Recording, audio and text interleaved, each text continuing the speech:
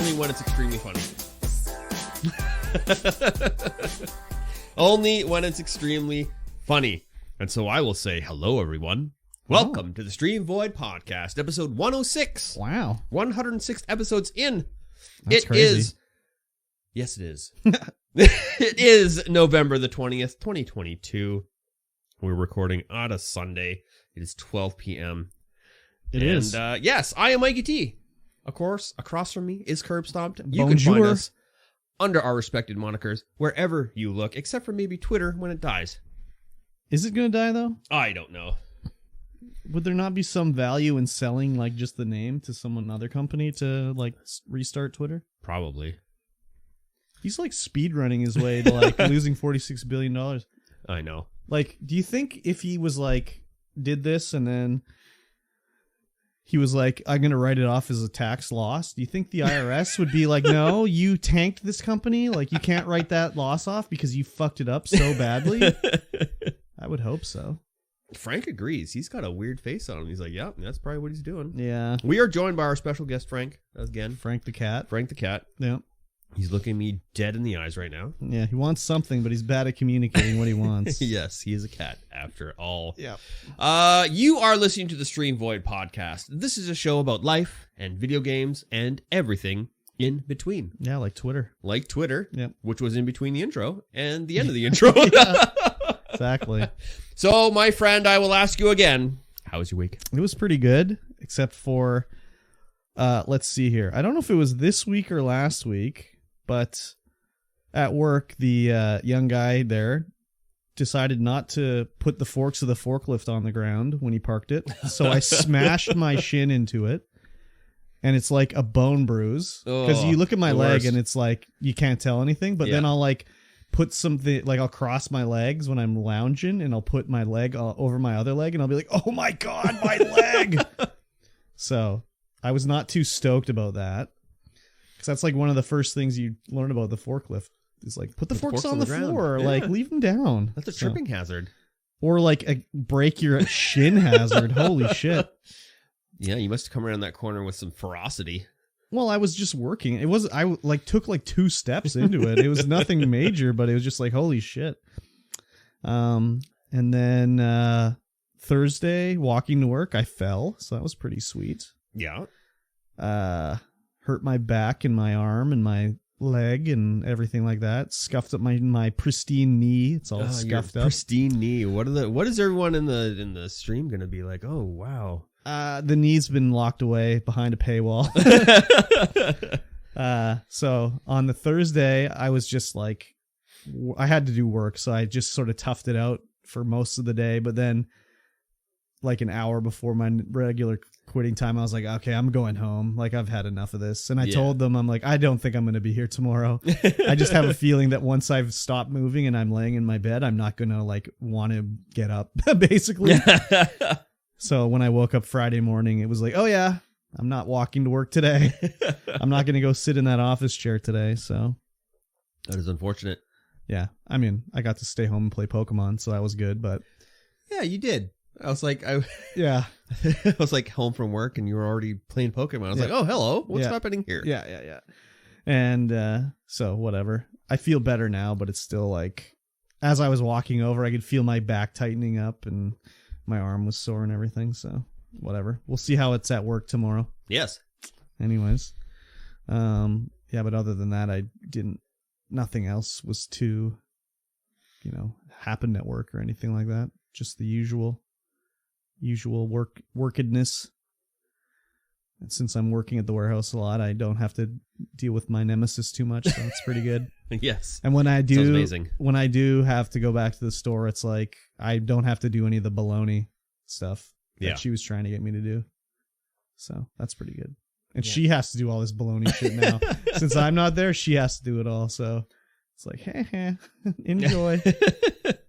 Yeah, because she was supposed to be training you to do that stuff, and now it's like, oh yeah, no, not even. Well, I mean, she wasn't doing it, and it was like not all her fault that she wasn't doing it. There was also miscommunication, extreme miscommunication, what was going on, especially since like when I talked to her about it, she had said like, oh, I was waiting for you to ask about stuff to learn. And I was like, well, I was told that I'll be told when I'm going to learn something. So I was like, fuck it. I'm not going to even ask about it anymore. It's like, how am I supposed to know what to learn if you're not going to tell me what I need to know? I don't know. Anyways, it was all fucked up. So, but now she has to do this stupid ass shit that like she shouldn't have to do. Like she's counting the money and stuff like that. It's like every other store, the manager does it, except in our store, the manager doesn't do it basically. Yeah.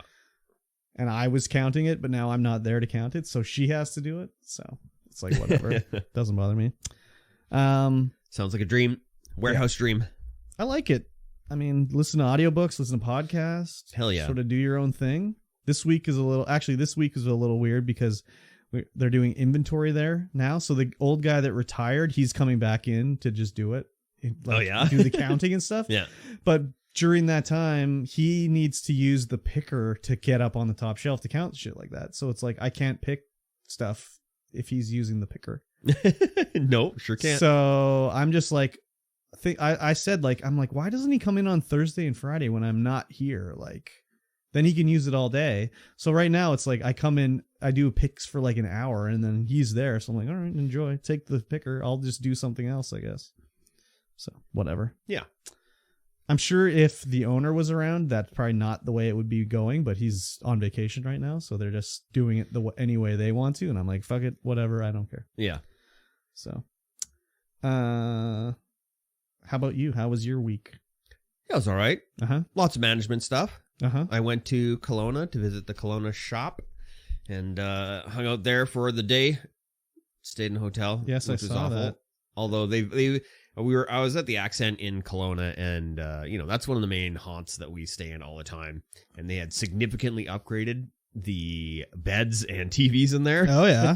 So they're actually smart TVs. Oh nice. You could actually like get your phone on the network. Oh crazy. Not the Ethernet, the Wi-Fi. Yeah. And then cast stuff to it. Oh nice. I was like, oh hell yeah, this is good. Mm-hmm. But man, what a terrible sleep. The beds are soft now, like nice and soft, but the pillows are still like super big. Oh, they're like a foot thick. Yeah. Yeah, I hate that. With a firm bed, I can do a thick pillow, but with a soft bed, it has to be a thin pillow. Otherwise, it's just all bad. Sink in, and it ends up being like twice as tall. Yeah, exactly. So I had a terrible sleep. You got to bring your own pillow with you, I suppose. Yeah. I was only there for the night, so I didn't care too much. Yeah, still. And then just came back. Nice. Came back, had many meetings. It was just a big manager time the entire week. That's what happens when you're the boss, man. That's what happens when you're the manager. So how come you had to go to Kelowna? You had to like whip them into shape or what? I didn't have to go to Kelowna, but I feel like as the project manager, I should show up. Oh wow, that's like, hey, taking the initiative. That's crazy. I'm watching you. Yeah, exactly. You need to get those guys onto the podcast. Listening. One of them does. Oh, really? Yeah, I think one of the guy I put into the office there, he listens. Okay. He's going to actually be playing Barotrauma with us. What? He was supposed to last Thursday, but he did not, which was crazy. sad times. We only had you and me in Pockets, but it was like, well, you're just going to play guitar, and Pockets and I can't man this ship ourselves. Exactly. Master of None was unfortunately very sick. Yeah. And could not join us. Yeah. Which was a sad time. That was very sad. That was work. Nice. Pretty much. Nice, I can't. nice. There's a lot of stuff that's manager stuff. Can't really talk about it here because there's too many guys and listen to the podcast that work for me. And it's like, would it even mean anything to us or? No, not really. Not to anyone else out there other than my boys. Like, I requisitioned some cables. Oh, okay. I have 5 kilometers of 12 flat DIELSTRLT. Exactly. Exactly. I mean, I do, but. Yeah. Well, just flex on us all, I guess. Yeah, right? 5 kilometers of it. Don't worry, guys. That's I can put crazy. 5 kilometers of 12 fiber cable. You should just bring like a few kilometers home with you, and then you can just like wire up your house, smart house it up. Not with that stuff. No? That'd be impossible. Oh, okay. It's like it's made for strength, so it doesn't Oh. bend. Very good. Oh, yeah. Okay. Exterior usages? Exterior use, yeah. It's self-supporting, so you don't have to like. It just hangs. Oh, just beautiful. goes. Yeah, I like it. I love it. Good Nice. self-supporting stuff. Good. My headphones came in, and they're sitting right in front of us right here. Oh, yeah. I get $300 discount on those bad boys. That must mean they still cost $600. No, they cost $300. Okay. They were $600 regularly, but Sennheiser was selling a bunch of refurbs through Best Buy, Oh, yeah. and so I picked those up. So does it make $300 worth of a difference compared to what you were using before? I think so, yeah. It's miles above these, my gaming headphones. Like these Okay. guys I'm using, they're just Logitech headphones. They're extremely comfy, Mhm. but when I listen to those versus some of my other headphones, these sound like, absolute garbage. Just put the mic into my face here. Yeah. But the HD 650s, those sound so nice. Okay. So nice. Teamed them up with my MP3 player and it's so Artisanal MP3 player. Artisanal Small MP3 batch player. Artisanal MP3 player. good. Yeah, you just sit back, relax, and enjoy some music. It's great. Not if you're listening to Fleet Foxes. Fleet Fox is so good. Okay. had another charity stream last night. Oh, This one for yeah. Child's Play. Uh-huh. We didn't. The goal was smashed before I even started. Okay. And that was the halfway point. So the goal was $1,500, Uh-huh. and that was made before I even started, Okay. which was pretty cool. That's nice. The biggest donation I think was from the stream before me, and the guy donated $355.31 to bring it exactly to $1,500. Oh, I was like, what a weird number.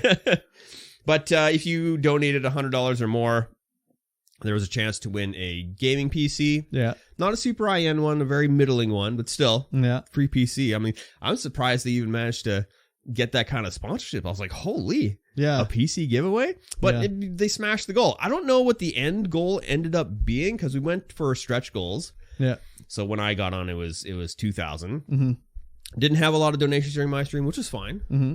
It was not for everyone, that's for sure. Did a VR stream, Mm-hmm. which was exhausting. Beat Saber? We did Beat Saber. When I first started up, I tried to do Audica, which is Harmonix's rhythm shooter, Oh, yeah. and the audio wouldn't go through. I'm like, oh my god, Uh, is my system bunked? Did everything just go terribly? And I fired up Beat Saber, and the audio worked fine. Oh, weird. So we played some Beat Saber. I failed a lot. It was fun, and then I played some O-Shape, which is just, it's super hard What is when you're out of O-Shape? shape. It is a game, that Japanese game show where you try and fit yourself through the walls. Oh, yeah. It's like that, but to rhythm. Oh. And so you have to fit the shapes in the wall and go through them. Oh, interesting.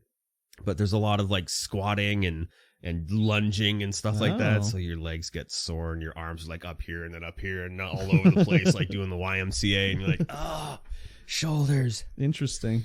And then after that, I was so tired, and I was like, okay, we'll try Audica one more time and see if it works, see if the audio comes through. And it did. Oh, weird. It was great. Hmm. It took me, I think, 4 to 5 hours to set up Mm-hmm. the previous day. Mm-hmm.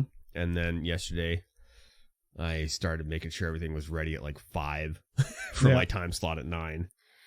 Got dressed, wore a nice little purple outfit. Yeah. Indeed, you were channeling your inner e-girl. Yeah, it's true. Because I feel like, if you're playing Beat Saber, you got to have a skirt or booty shorts on. Is that how it works? Yeah. Okay. So I was thinking, Fair 'cause enough. you don't see any dudes playing Beat Saber with the camera on. Only girls. I wonder why. Yeah, right? Yeah, that was fun. Had a lot of fun doing that. Other than that, played a lot of Vampire Survivors, a lot of Vampire Survivors. Oh, yeah. I've been looking at the unlocks and just trying to unlock everything. Oh, yeah. So there's a lot of characters I still need to play, get them to level 50 Yeah. to unlock other things. And then there's also the maps I need to play to the 31st minute. Of course, at 30 minutes, the death comes out and just instantly murks you. Yeah. But if you have the right build, you can last. Mm-hmm. I almost made it to minute 32 Oh, wow. on one map. I was 3 seconds off. I was like, no! Crazy. It's so hard to do because if you don't get Clockwork Lancet, you can't do it.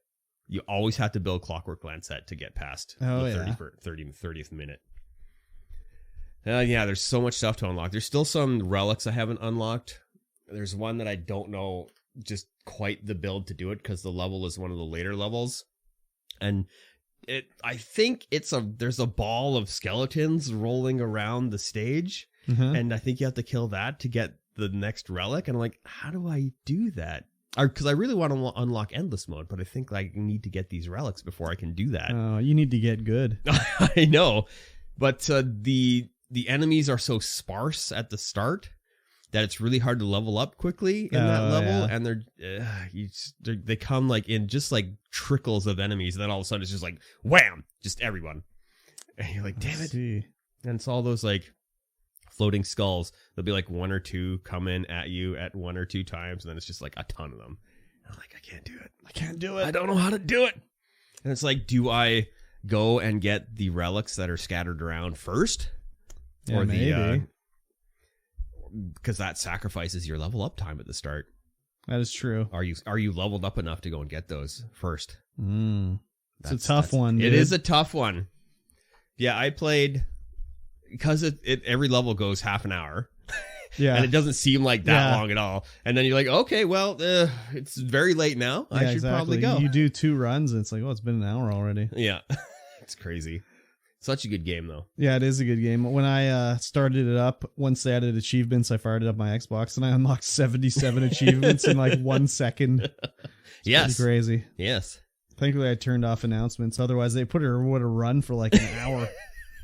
Yeah, mine were still on when I fired it up on Steam and Xbox. It was just like ding, ding, ding, ding, ding, ding. Crazy. Yeah, I turned off all the alerts, so I didn't see anything. Yeah, other than that, been playing Stacklands. Got a good run going in that. I'm at like moon almost 60, I think. Wow. Yeah, that's how would you describe that? It's like a card-based village management game with all sorts of craziness going on, because you have to you start off with one villager, and there's decks of cards you can buy, or packs of cards at the top row that you can buy. So you have to sell things to buy cards to get more things. So you have to feed every night, every moon phase, you have to feed your villagers. So a regular villager takes 2 food, and a baby villager takes 1. Yeah. And it's just all about putting different cards together to make different things and trying to keep your villagers fed. But right now I think I'm on such a good roll that I don't know if I could lose due to food loss, which is normally how I would lose at the beginning. But I've got so many farms, making so many carrots. So what's the end goal of this game? I don't know yet. No, there might not be an end goal? found out, I don't know. Yeah, there might not be, but I know once I went into there's other zones you can go to. So there's an enchanted forest you can go to. You can send 7 guys in there, make sure they're all equipped with weapons and armors and stuff like that, because it's going to just be a bunch of waves you need to fight. Yeah. And then once you get through that, it spawns 6 boats into your village. Okay, what are these boats for? So you put a villager on a boat, and he goes to an island, and all of a sudden you're in this whole different area with a different game where you're building another village, but you're on this island. Oh. And then you have no access to your main village, but you can take your boat back there to keep working on your main village. So the island, it's like New Game Plus. It's kind of like New Game Plus, but there's stuff on the island that you can't get in the main game. So in order, if you want to make a bow, you need rope. But you can't make rope unless you're on the island. But you can't take anything on the island back because you can only fit 1 person on the boat, and that's it. So you'd have to go make the bow and bring the bow back with the dude? What you have to do is you have to make the new ship, because once you get there, you learn how to make a new ship, which can carry back 10 cards. Oh, wow. Okay. So there might be an end to it. Yeah. There's I found a temple, I think. Yeah, I made a temple. And if you add a goblet to the temple, it instantly pops up. It's like, do you want to enter the temple? And I'm like, oh, I don't know if I want to do that yet. Do you want to summon the thing? Indiana Jones style. Yeah. But one of the achievement, there's a quest goal thing right on the left-hand side you can pull out. Yeah. And one of the quests is create the temple. Mm-hmm. And the next quest after that is defeat a demon. Oh, easy. So like, oh. That's all? Okay. I don't know if I want to do this yet. Need more bows. More bows, yeah. Crazy. Yeah. And then there's, I think there's another little area, but I can't remember if there is or not. I don't know. Yeah, super fun game. Mm-hmm. Very stressful and frantic, because the more you build your village, the more things you need to keep track of. When I tuned in the other day, I was like, holy shit, look at all this stuff you got. Like, I was used to you were like when I was watching the first time, it's like you can have 20 cards or something like that. Yeah. And I tuned back in, it's like you got like 80 cards on the table? Like, holy shit. Well, it's now I can have 240 something cards on the table. Oh my god. And it's so funny because when you first start, how small are they? when you first start, your tableau to build your village on is tiny. Yeah. Right? And I'm like, how are you supposed to fit all these cards on here? And I was just playing, and then all of a sudden I like zoomed out. I'm like, holy man, I got my village grew and I have all of this space now to put cards. Exactly. It's crazy. Yeah, there's a lot of combinations of cards I haven't figured out yet, how to build things and stuff like that. Yeah, it's interesting. Yeah. And then Call of Duty Warzone. What? Right? That's what I said. My buddy Doug Jr. was like, hey man, we should play some Call of Duty this weekend. I'm like, Doug, I'll play anything with you, bud. Okay. And so I fired it up, and there's this DMZ mode. Demilitarized zone. Yeah. No shooting. No, they're shooting. Oh, well, then it's a lie. It's not. It's kind of like Tarkov, but like the Hunter. So you go in, you're not guaranteed to meet other players, but there's a lot of NPCs around that you can shoot. So it's kind of like regular, like Call of Duty. Yeah, single player Call of Duty. Yeah. But there's all kinds of, like, you upgrade your weapons, and whatever weapons you take in, if you die in there, you lose those weapons. Mm-hmm. So it's kind of Tarkov like that. And then you go around and you find, like, screwdrivers, wrenches. Sounds just like Tarkov. But you don't build anything with those. You sell those at the end to get money. The more money you make, the more experience you get at the end of the game. You can find key cards to go in, like, different outposts and unlock treasure chests and stuff like that. And yeah, you're not guaranteed to meet people. And when you do, it's like the Hunter. You're like, oh my god, there's people. We gotta kill them. And then there's all the proximity chat is there as well. Oh yeah.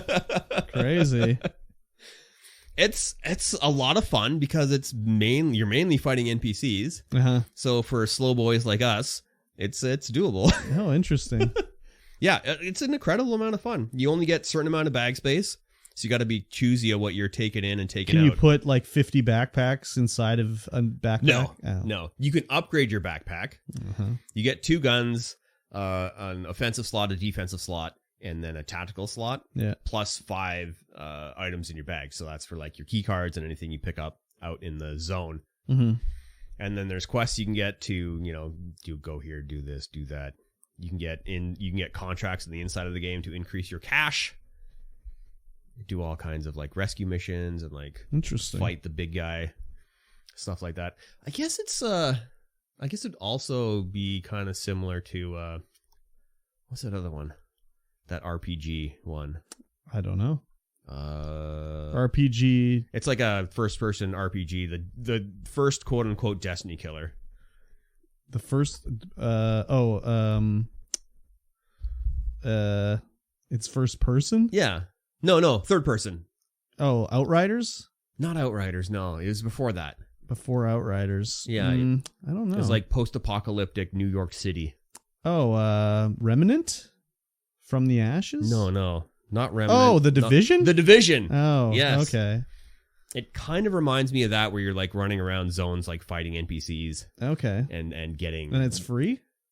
Yeah, it's free. It's just Call of Duty Warzone. Huh. Interesting. And I had a surprising amount of fun playing that game. I mean, you like Tarkov. I could play that game again a lot. But you like Tarkov. Yeah. So. But it's like, I think we squad wiped once because we ran into some players. Oh, yeah. And they just took us down. Interesting. But there was also one time we ran into some players. Doug was off doing some other thing and I was up top. And I got murked, and I didn't realize I had proximity chat. I'm like, Doug, there's players here. And I could hear the other guys go, yeah, Doug, come get us, Doug. You suck, Doug. Nice. And so Doug's off doing his own thing. These guys murk me, loot all my stuff.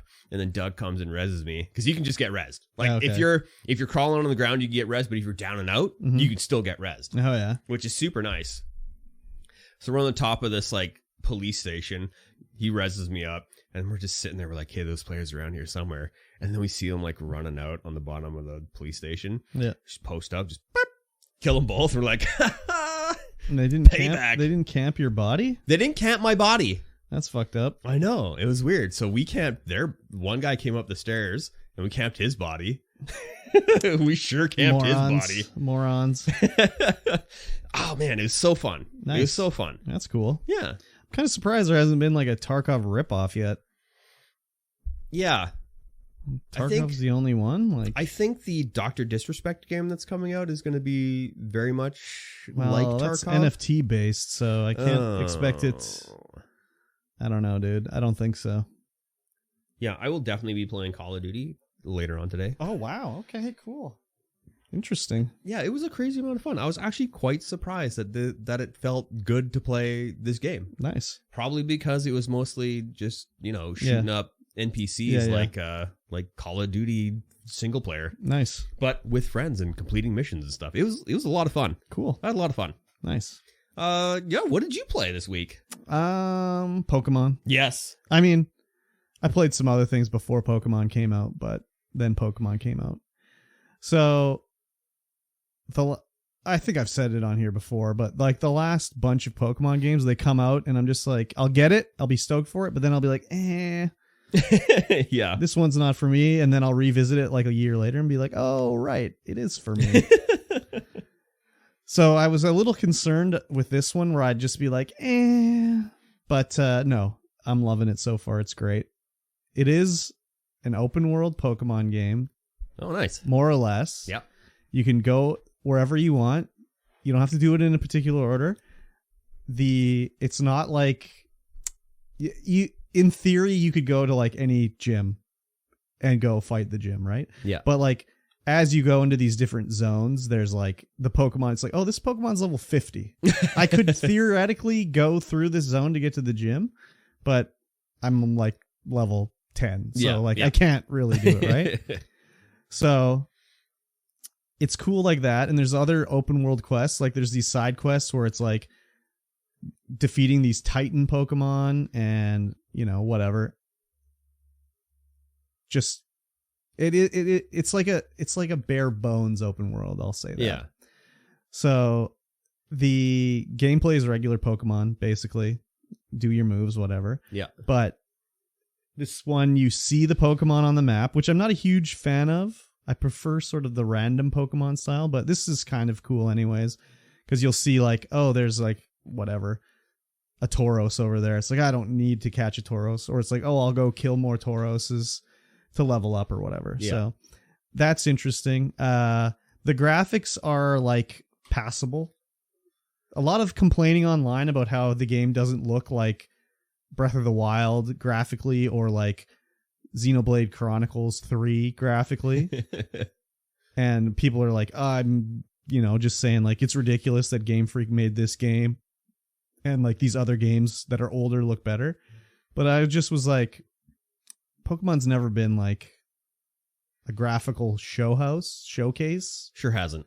So I don't know what everybody was expecting. I mean, the trailers have shown the game for like a year. Like we knew what was coming. Yeah. I mean, didn't the previous Pokemon also look very similar? It was almost Arceus the same. Open Arceus, world, yeah. Yes, it looked very similar, so whatever. But I mean, I understand where people are saying like Arceus is like a year old. They've been working on Arceus for a few years. Like, couldn't they have improved on the engine? Yeah, I guess they could have, but they didn't. Yeah, probably. No. So, whatever. It doesn't bother me, really. Their dev team's too busy making up new Pokemon. Well, that's the thing, too. So, like this game also has, new Pokemon. It also has new regional variants of Pokemon, so you can catch, like, the Paldean Wooper that looks different than a regular Wooper and is, like, poison instead of whatever a Wooper is, water. I can't even remember.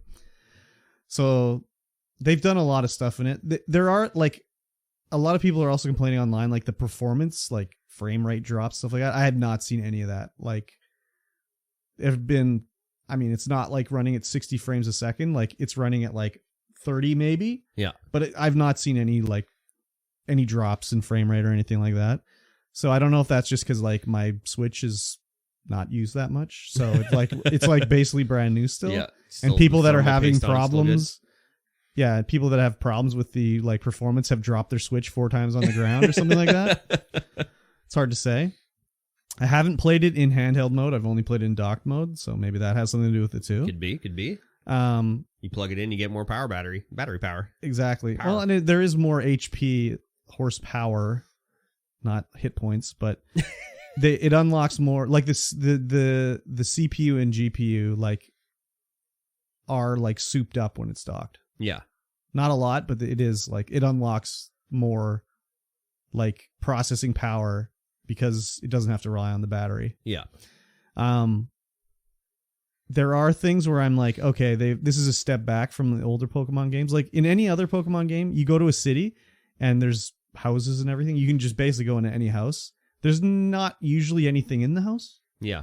But there'll be like an NPC that'll be like, hey, I'm a big fan of Wingulls. They're pretty cool. What do you think? And then you leave the house, whatever. In this one, you can't go into any of these buildings. They're all closed. Yeah. Unless it's a business, they're all closed. So that's kind of lame. But there's also other cool features like when you level up, sometimes if you don't know what's going on for Pokemon moves, you don't know, like, do I want to take this move or not? Now there's a button that you can ask the Pokemon what the Pokemon would like to do for a move. Interesting. And it'll be like, oh, it would like you to unlearn this move and then learn that move. And it's like, oh, that's kind of cool. The other thing is in previous Pokemon generations, if you wanted to like unlearn a move and relearn a move that you missed, you'd have to go find a guy, have him remove a move, and then go to another guy and give him an item, and he would let your Pokemon learn a move. Yeah. In this one, you just do it from the menu. Oh. You can just see a list of any Pokemon move they could know, be like, I want to learn that one, delete this one, and go. Doesn't cost anything. Huh.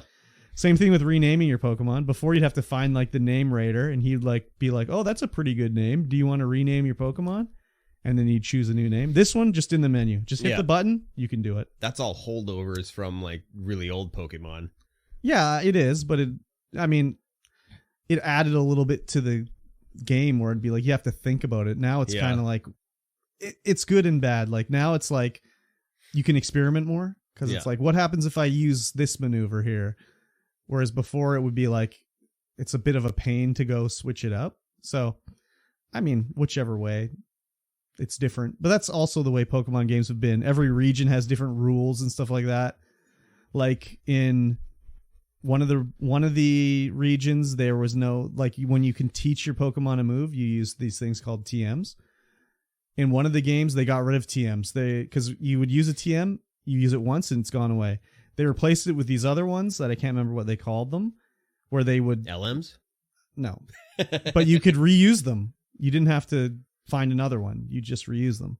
In this one, they've gone back to TMs or one-use items, but in this game, you can craft more by using parts you find from defeated Pokemon. Oh. So, like, you beat like a Lechonk, you get a Lechonk hair. And then you'll go and look, and it'll be like, oh, if you want to make the TM for Roar, it takes 6 Lechonk hairs and like $300, and then it'll make a new one. Oh, nice. So there's like a crafting system in there. So every Pokemon drops some sort of like thing. A fluff, a hair, a sweat. So it's pretty interesting. I'm liking it a lot so far. Squirtle sweat. Yeah, exactly. There's the new, so every like set of Pokemon games recently have had their like gimmick Pokemon power up thing, where like in X and Y there was mega Pokemon that would be like beefier versions and bigger. Yeah. And then they had another one, Gigantamax in Sword and Shield. This new one is called Terastallizing, where they all become like crystallized looking. They look really cool, but when you terastallize them, they also can change their type. Oh. So you could have like a Charizard that's normally fire type, and maybe when you terastallize it, it turns into a fighting type. So then the fighting type maneuvers it does more damage, but also they lose the weakness to water because he's not a fire type anymore. He's a fighting type. Huh. So it's kind of interesting that way. It adds a whole new like thing to the game. So I'm liking it a lot. I've played it for, I don't know, 16 hours maybe already. Mm-hmm. So nice. It's pretty good. Yeah. I like it. Good. I'm enjoying it. I want to play some more. I'm torn between playing it offline or just strictly streaming it.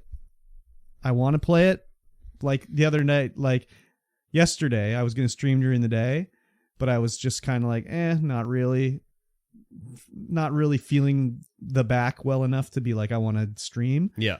And then I was like, maybe I'll play it while I lie in bed. But then I was like, do I want to just play it off stream? Like, I don't know. So I'm still trying to figure out what I want to do with that. But people were watching the stream and seemed to be enjoying it. And we were having a good time. So good. That's all that matters. I was also getting bullied in my stream as usual. So. Classic KurbStomped stream. Yeah. So I recommend it. Yeah, a lot of people are, I don't know. Anyways. Yeah. I've seen the complaints. They're just complaining about it. Doing not necessarily, like they're doing, I consider unfair comparisons. Like, not that I think it's being done like unfairly or whatever, but on your Discord, someone we know posted a picture comparing the GameCube version of Pokemon Coliseum to this, showing the graphic comparison, like the detail. First of all, I was like, the image they posted was the size of a postage stamp. You can't even look at it. If you zoom in on the GameCube graphics, they're not that good. Like, no, the details aren't bad. The wouldn't the GameCube ones be pre-rendered backgrounds and stuff? The GameCube one was not. It was 3D backgrounds, but it's not open world, so they're only rendering like a spot. Like, actually, maybe they were pre-rendered in that one. I don't even remember now. They might have actually been pre-rendered. Anyways, they're only showing like the one little section, whereas they're showing a section of the open world in the Pokemon one, and they're saying like, oh, Game Freak couldn't even do what they did for the GameCube version. Well, Game Freak didn't even make the GameCube Pokemon games. They were made by Genius Sonority, so it's not even the same company, really. Yeah. So, anyways, I don't know. It kind of reminds me of like people are just reading about it online. It's like when I read about people complaining about She-Hulk, and they'd be like, "Oh, She-Hulk sucks." Be like, "Well, what episode did you think was the worst?" It's like, "Oh, I haven't seen it." Yeah. It's like, what? Then how do you know it sucks? It's kind of like this. Is like, have you even played the Pokemon game? Like, no, you haven't even tried it. You've only gone by what you hear on Twitter. Yeah. So. Yeah, and I'm looking at the picture now. It's not pre-rendered, but it looks like, it's 480i. Yeah. Or 480p. Well, that's the other thing, too. The it's resolution. Not 1080p. Yeah. It's chunky. It's blocky. Yeah, exactly. Whereas in the Pokemon Violet and Scarlet, everything is smooth and crispy. But I will say it's not very detailed. No, but the detail is it's left to your imagination, I guess. Because, not a lot of detail. Like, even in, like, the, like, GBA days and everything, like, the art is fine in it, but it's not like it's that crazy, like, I don't know. I've never looked at it as a graphical showcase. So no, it definitely isn't. And I mean, I'm sure in the Coliseum, nobody's face moves. They're like polygons. I mean, the smiling in this game for the characters is disturbing. And don't get me wrong, like, I know that there could be improvements to it. I agree, but like, I'm fine with it. So I'm sure Game Freak will come through and they'll do a bunch of patching and everything. Yeah, but I'm not too concerned. So I'm enjoying it. So good. That's all I can say. That's all that matters. Sure. That's all that. What the? Have I convinced you to play this game, MikeyT? Hell no. Oh, here I thought I'd converted you. You have to buy a Switch and a game. Yeah. Andor. Oh yeah, Andor's episode 11. Episode 11. We're going to 12. Are we? Yeah. Yes. Yeah, there's one more episode. Of course. I can't even remember that. There's so much stuff happened between now and when I watched Andor that I don't remember much of it. Well, it's basically like Andor has escaped. Yes, I remember the escape scene. That was in episode 10. Well, I remember them escaping and trying to go to get the ship from these aliens. Yes. So they're trying to escape whatever planet they're on. I can't remember. Can't remember either. And there's these weird slow aliens there, and they're like, well, we can just make a run, steal their ship, and get out of here. Yeah. But the aliens had set up a trap to squirt them with like some weird net thing. Some organic net. Yeah. And the aliens are like implying they're going to kill them. But then it's like, oh, they're not kind of Empire. They hate the Empire. Like, oh, yeah, we'll take you where you want to go. Yeah, no we'll problem. take you where you want to go. And they have a fucking rust bucket of a ship, man. Oh, yes. Looked like it was going to fall apart. And I can't imagine it smelled good inside that ship either. Probably not. These are like fisherman aliens. They're complaining that the Empire destroyed all the water with their prisons that make things. Yeah. It was very weird. Like, Andor, they go back to whatever planet he was arrested on. He like breaks into like the he has to go get his money. The house that's obviously a rental. Like it's like it's a like space a hotel. B&B. I don't know. It's probably like an Airbnb. Obviously never cleaned because they didn't look on top of the shower to get the box off of the top. On top of the but like shower. the box was so big, like it's not like it was hiding below a ledge or something. It was so big. So Andor's money was still there. So he's got all his money and his gun and his fake space passport and everything. And some of them know they're on the lookout for Andor. Everyone's on the lookout for Andor. The good guys and the bad guys, they all want to get Andor. Yeah.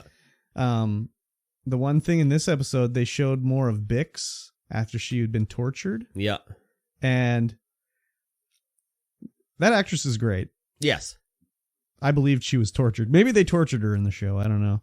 For real. But they're questioning her about, is this the man you introduced Cassian Andor to? And they never showed her say yes or no. No. But the implication was that she was going to say that this was the man that she introduced Cassian to. Like her sort of like defeated, like, oh, you got me. Yeah. Yeah. But it was a gotcha anyway. It wasn't, it was the other guy that the Empire is onto now. Yeah. Krieger. I can't remember the other guy's name. Who they're going to let him go off to be killed, basically. Yeah.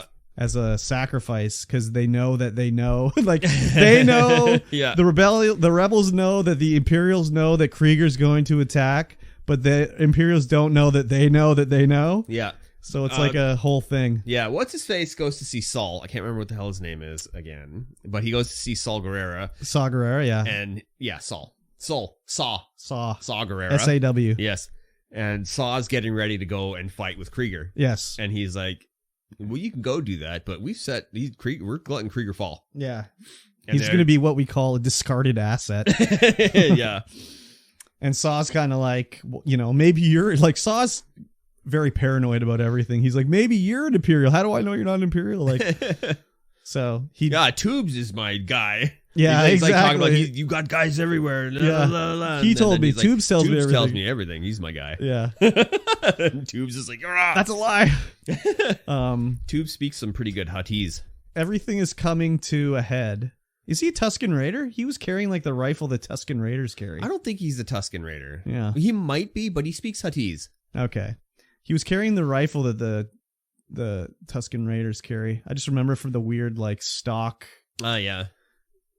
On the end of it. We saw more with Cyril. Cyril gets a call from his old like lieutenant dude that he was working with saying like Cassian's mom died. Maybe Cassian's going to go home for the funeral. You should go there. Yeah.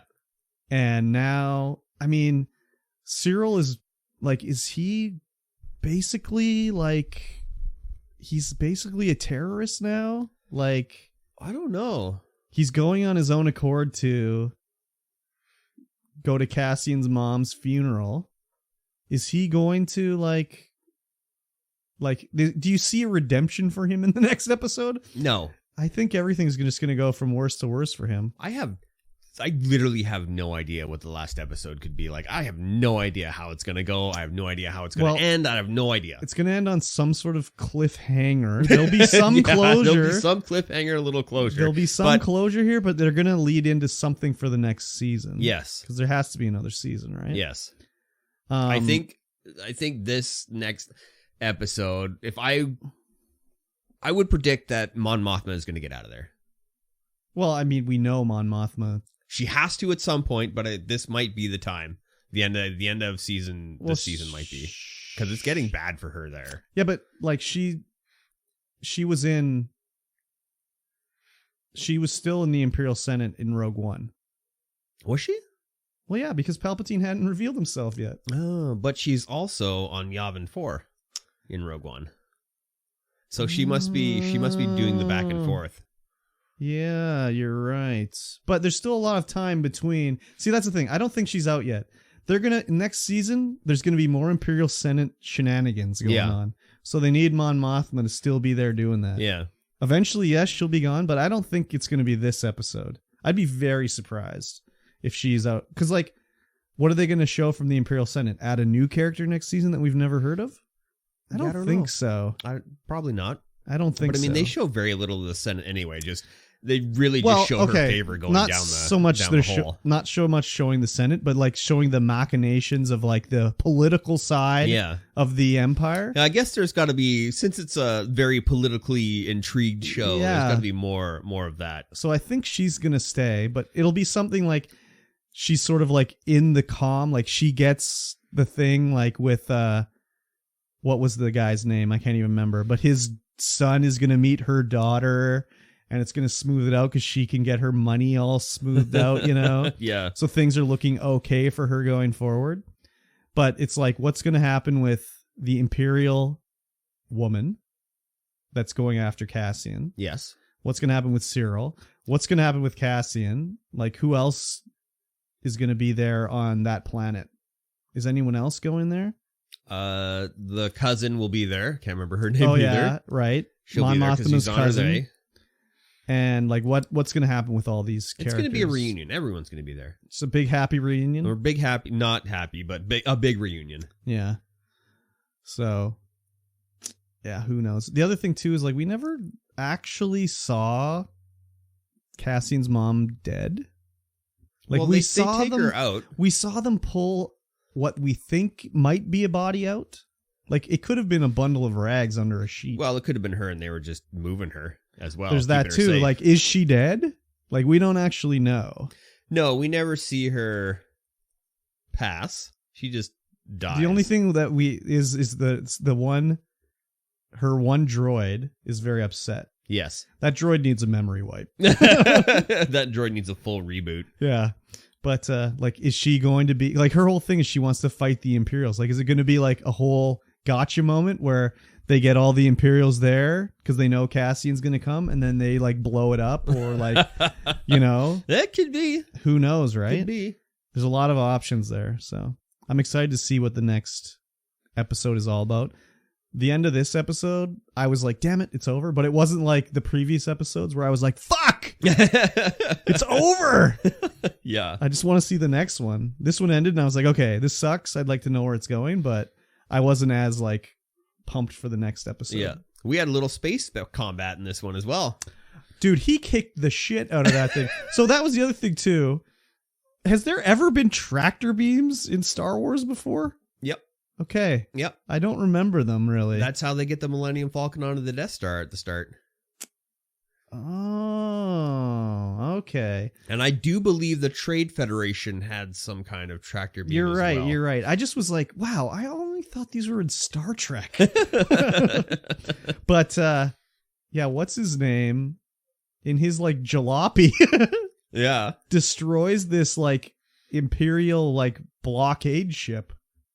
Yeah, I can't remember what kind of ship it was. Well, it was like a Star Destroyer, but it had like giant ass like satellite dishes strapped to it. Yeah, it was like a inspection. I can't remember I don't know. Yeah, what it was a like a tiny Star Destroyer. But like that guy, he's got some space combat abilities. Yeah, he's like taking out TIE fighters, doing e-brake spins and shit like that. Yeah, it was crazy. It was kind of cool that he used a physical projectile to destroy the tractor beam shield dish. Yeah, with this little cool. Anti-tractor beam measures. Yeah, and they were kind of shocked. They're like, in a ship that small? Like, what was going on here? So, pretty crazy anyways. Yeah, it was a good, funny little zoom on the commander's face. Yeah. When he got out of these, like just stunned. There hasn't been really any space combat, really. There's been space escape. Yes, space escape, but no real space combat where TIE fighters getting blown up. Yeah. I'm always happy whenever I hear a TIE fighter. Yes. Yeah, that was like the first time there was like some space combat. Yeah. Yeah, he kicked the shit out of them. They kind of were shell-shocked afterwards, like, what the fuck just happened? Yeah. So, a very cool scene. Yeah. The one part about that I kind of liked was that when they were showing him charge up the thing, they also show the controls for the hyperspace jump. Mm-hmm. They just kind of flash it just ever so slightly. I'm like, oh yeah, he's going to make a jump to hyperspeed. Oh yeah, it's happening. You know, got to show what's coming. Yep. It's called good storytelling. Yep. I like that they showed Saw Gerrera's fleet a little bit. A couple of X-Wings on the ground there. Yep. Yeah. He's a very paranoid man. Yes. Which is why he's even more crazy in Rogue One. Yeah, exactly. Yeah, I'm going to have to watch Rogue One after episode 12. I haven't seen it since I saw it in the theater. So I've seen it multiple times.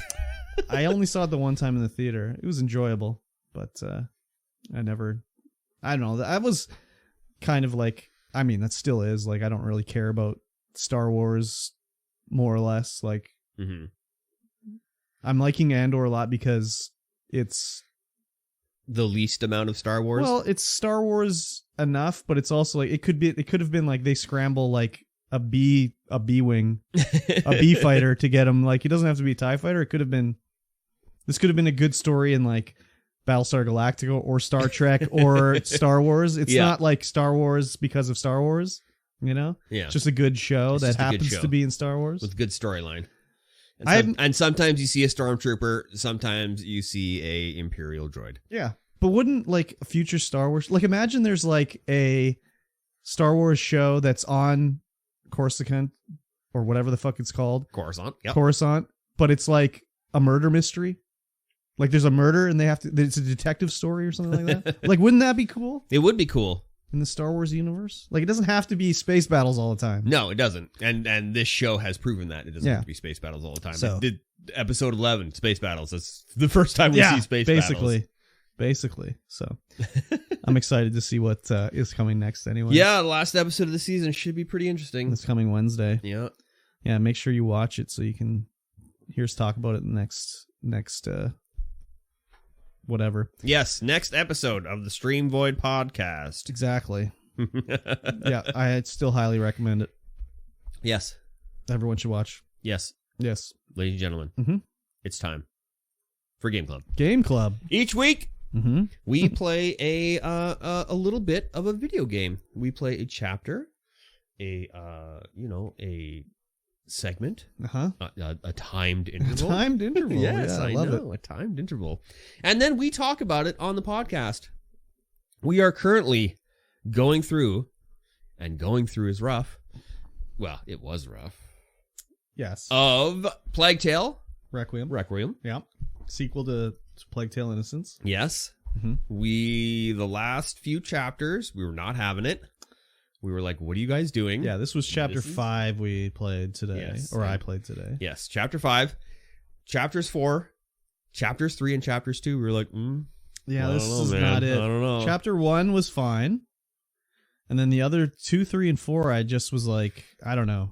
They weren't doing it for me. No, especially 2 and 3 for me. 4 was a little bit 4 better. 4 was a little better, yes. And I feel like 5 has been a complete turnaround. The best chapter in the game. Yes. So, first of all, it was only an hour. Yeah. Which was very much appreciated after, like, the chapters, like, 2 and 3 and 4, which are, like, 2-hour chapters with just a bunch of bullcrap in them. Yeah. This was, like, a return to form. I was kind of hoping, I mean, not necessarily hoping, but I was thinking, like, okay, maybe this is going to be the chapter where there's no fighting in it. Yeah. There was fighting in this one. But it wasn't, it was different fighting. It was different fighting, but also because we got a new weapon, it made it way more enjoyable. Yeah. Than the previous chapters. Yes. So this chapter opens up with probably my least favorite character interactions, which is Amicia and Lucas. I hate these character interactions. I hate how they interact. Like Lucas just like walking around and this chapter also contained one thing that really, really aggravated me. Okay. So you're going through. The boat gets stuck. You gotta go off the boat. Yeah. You go through this little area. You get back on the boat. Yeah. Well, you don't get back on the boat. Yeah. You keep having to go off the boat because it gets stuck. And so you get off the boat and unstick it. You go through a little area. Did you get the memory in this first little area? Like the stag? Yeah. Yeah, I did. And then you're going down, and then you're at another part of the city because you're still in the city area, and you have to like get through this little spot to get to basically the puzzle section. Yeah, the environmental puzzle section. And this environmental puzzle section was, of course, rats because it's shady, and so they all come out. And you have to do this thing with these cranes that have hay in them. So you light the hay on fire and you like wheel the cranes around and blah, blah, blah. It's pretty standard. Mm-hmm. And then you get to this part where Lucas has to get over to this other crane area. So you're like, oh, here's a stick. Here, Lucas, toss this stick. Yeah. And then Lucas takes the stick, he lights it, and he runs his ass through the rats. And you're like, okay, you can run with the stick? Yeah. You can do that? And then he gets to you, and you take the stick, and he clamps his hand to your back. And you gotta walk slow as fuck. Walk. I know. With your stupid fire stick. Oh my God, I was so mad. It's so annoying. I was like, you could run with the stick? I know. I know. It's so annoying. Mad. That whole section was just like, I knew what I had to do, but it was just like, okay. I don't know. The environmental puzzles are not as interesting so far in this one as they were in the first one, I find. No, the set pieces are still really nice. So did you go up to the top of the rock cliff in this one to get the other memory? So is this like on the bridge? No, it's like before the bridge. Before the bridge. So after you toss Lucas the stick and you get him over to you before you take the stick, you can go up the top of the cliff. Oh no, I didn't. Yeah, so you can go up to the top of the cliff, and so I go up there and I find a knife and I'm like, cool. And I'm walking around. And I'm like, okay, the hell else is up here? Mm-hmm. Like walking through it the entire area trying to figure it out. And Lucas is like, yeah, man, if we just keep going up, we're gonna be safe. So I'm like, okay, let's just keep going up. And I'm like, how the hell do I get up any further than what I am now? Yeah. And I couldn't figure it out. It's just an errant voice line. Yeah, and so I go back down and I'm like doing the stick thing, going through. I'm like, well, I don't know how to get through here, so I die. And I'm like, and it resets me all the way back someplace. So I go back, go through the entire whole thing again, go up there, and then suddenly Lucas is like over sitting in a spot, and I go up to him. And all of a sudden, okay, I can interact with him. Now you're in the right spot. Oh, God. And we get the memory of yelling at the ship. The memories are just, I don't even know why they have a memory. Like, I'm going to revisit me learning about a stag bellow. Like, yeah, right. I mean, it's interesting because it's an experience that you have with the character. Yeah, but like, why do we need to check that off the list? I don't think we do. It's a weird mechanic. It's like they were like, we need another collectible. Oh yeah, let's do these memories. Yeah, it's a weird mechanic. It makes sense if it's real life because you make memories, but in the game it's like, why are we doing this? It was I found more interesting in the first game where it's like I found like a comb. Yeah. And it's like, or I found soap, and it's like, yeah, you get a little history lesson about like they didn't think you had to be clean back then. Yeah. So no one used soap because it didn't matter. And then, this is when people started to use soap. Yeah. Whereas these memories, it's just like, whatever. Doesn't matter to me. No, I didn't get that one. It was interesting. Like, I don't know how it's going to work. We're getting through a part. We get swamped by the rats. And Amici's like, what am I going to do? And he's like, catch this. And he throws the pyrite at you. Yeah. Where you get your little pyrite and you're just like whipping it around and scares the rats away. I don't know if it was just the first pyrite or whatever, but it lasted forever. Yeah, it goes for a while. I had to end it. I had to end it too. So I don't know if when we actually make it, if it's going to be like that. I don't know. Or if it's just because it's the first one. I think it might be a one-off. I don't know if we're going to... Well, you would think that we'd be able to make it. He said, like, let's watch out for more pyrite or whatever, so... So I was. When I was up the cliff, I was like, oh, I get through this part by getting pyrite. Yeah. No. I didn't realize that when we got down to that shack that you could go through, there was the little hole. Oh, yeah. I was like, oh, okay, that makes more sense now. I'm dumb. And then we get a little spot that's gross just for the sake of being gross. Another gross spot, yeah.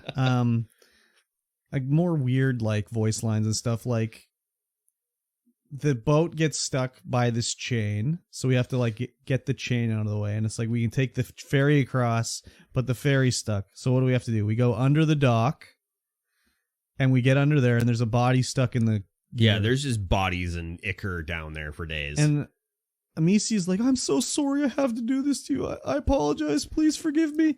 And I'm like, what is she doing? Is she going to rip this body in half to get it That's out what of I thought here, it was or going to what? happen too. And then she just pulls the body out and lets it float away. And I'm like, what is she apologizing about I think it's because it's a dead body.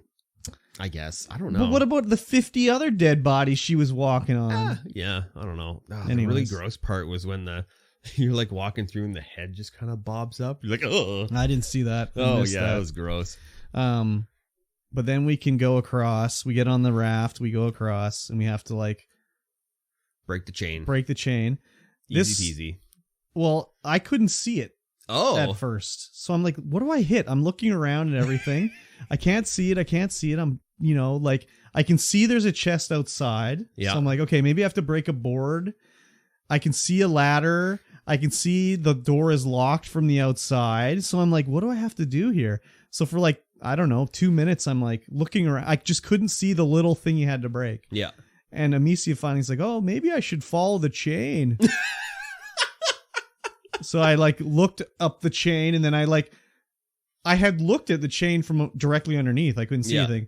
So then I'm like looking at it from the side, and I'm like, oh, I can see the little thing I have to hit now. So I did that.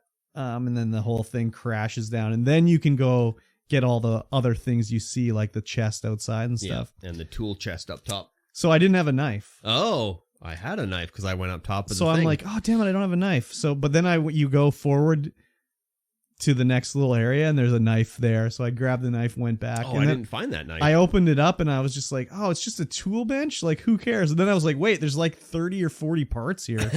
This is pretty good. So I finally unlocked, I don't need tools anymore. Nice. So that's going to be good. Hopefully you can recycle a tool when you find it for parts. Otherwise, nice. It's like, why did I do it? I did not have enough tools because now you need 2 tools. I'm in 2 tool zone. It took 3 tools to unlock the last tool one. So I had enough because I hadn't updated anything else. Yeah, I should go up there and get that too. Yeah.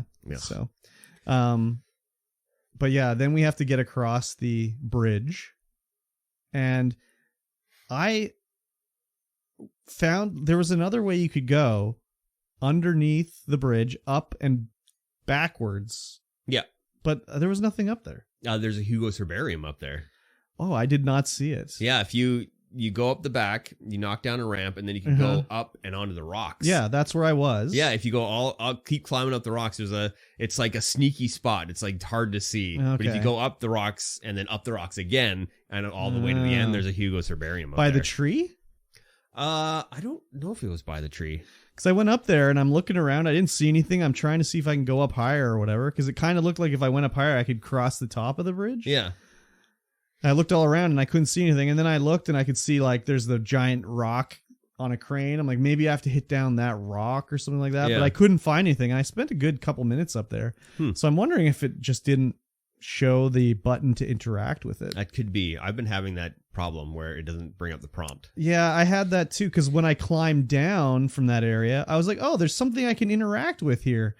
And I went down and there was like a chest with like alcohol in it or something. So I picked that up. But when I first ran around, I didn't see that. So you have to climb across this bridge now. It's nothing too major. Little environmental puzzle, but it's nothing major. Easy. Yeah. And then you get back to the ship and you're like, where's Lucas? Yes, exactly. And then he comes turboing up, being chased by a guard. Yeah. So you get on the crossbow in the front. And blast these guys. And I put the first arrow directly into Lucas's face. Oh, sweet. Did he die? I was like, oh, there he is. Blast. Oh, wait, that's Lucas. Did he die? No. Oh, he just shrugged it off? He just shrugged it off. What a guy. Yeah, so it's then like we have to light fires to let Lucas run down with the crossbow bolts, flaming crossbow bolts. It's like, shoot it into a flammable object so he can get down. So I shot the 3 boxes and I'm like, he's not moving. Like, what the fuck? Yeah. Like, I did it. And then I'm like, oh, wait, I shot it into the wrong side of the box. So I shot it into the backside. So the flames from that arrow did not shine around the corner. Yeah. So I had to shoot it into the specific sides of the boxes to get it to work. So then he came down and it's like, well, let's set sail on the open sea. Yeah. We see our big boss guy come out. Yeah.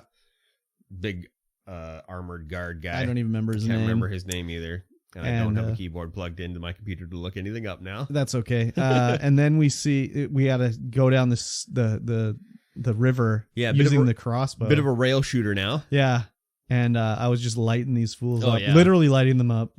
Amicia goes a little bit haywire. As usual.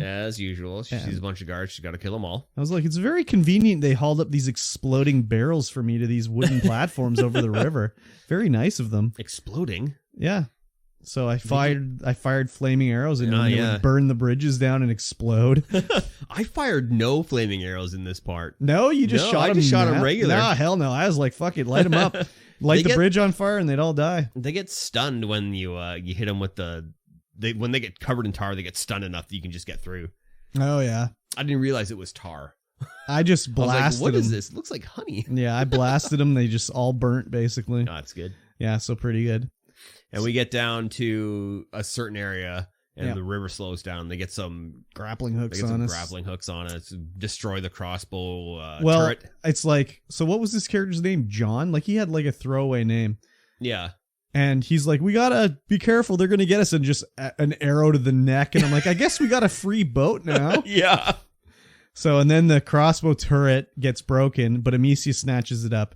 Yeah. And having the crossbow is like a game changer for the game.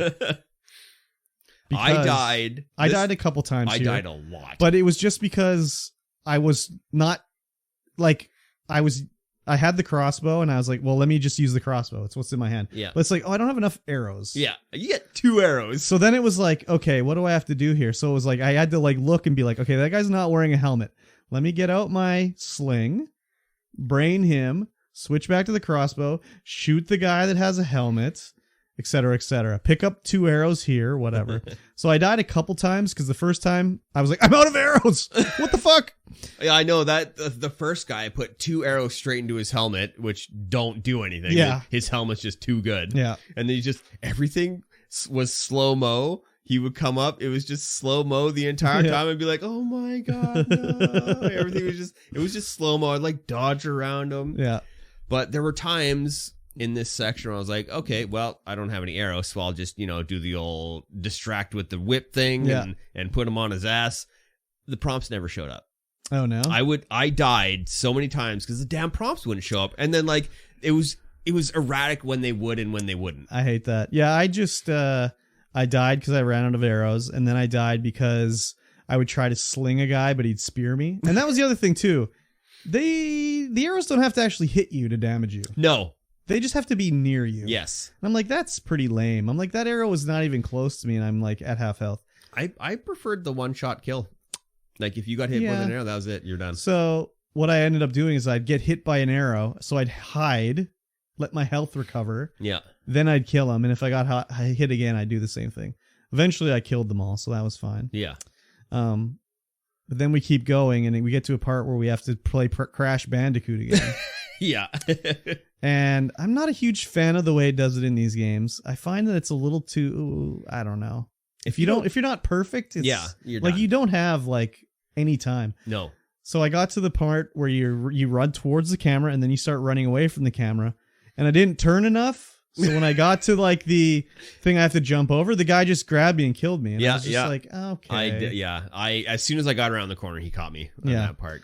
So anyways, I only died that one time. I don't mind these parts. I they're thought it was okay. nice. I thought the pacing and the amount of tensedness, that's not a word, but you know what I mean. That happened in this whole little after running around section. I thought that was great. It was fine. It got the heart racing. I was like, oh my God. Oh yeah. We get to a part where we have to sneak, and you immediately like duck under a thing by pressing A button, and then you can duck under another one by pressing A button. But as soon as I did that, these 2 guards walked in front of me. So I went back and I went around, and this one guy's like standing, like looking at he's supposed to be looking for us, but he's like just looking at the cave wall, like, and I'm like, can I walk right behind this guy? And I just walked right behind him. He didn't even look. But then they all notice I'm there, and I have to run again through the whole thing. Yeah, I didn't sneak at all in this section. I just ran. Oh, yeah? No, I snuck there just because. We get to the beach again. We've been hiding from these guys. We don't want to get killed. But as soon as we get to the beach, Macy is like, hey, stop. Yeah, don't do that. That's because he's right at the boat. But she it's has like, to do something. She tried to shoot him with an arrow? Or like hit him with a rock? Or I mean, anything? he's fully armored. It's not going to do anything. But like, what is saying stop, don't do that going to do? She's Anyways, gotta do something. She would have had at least like advantage. Anyways, like she had the drop on him. Yeah.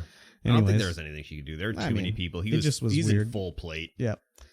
So he like punches and kicks her, knocks her down, and gives her a little bit of a concussion. Yeah, and little concussed. Hugo's like, Amicia, no. And he comes out and unleashes the rats on him.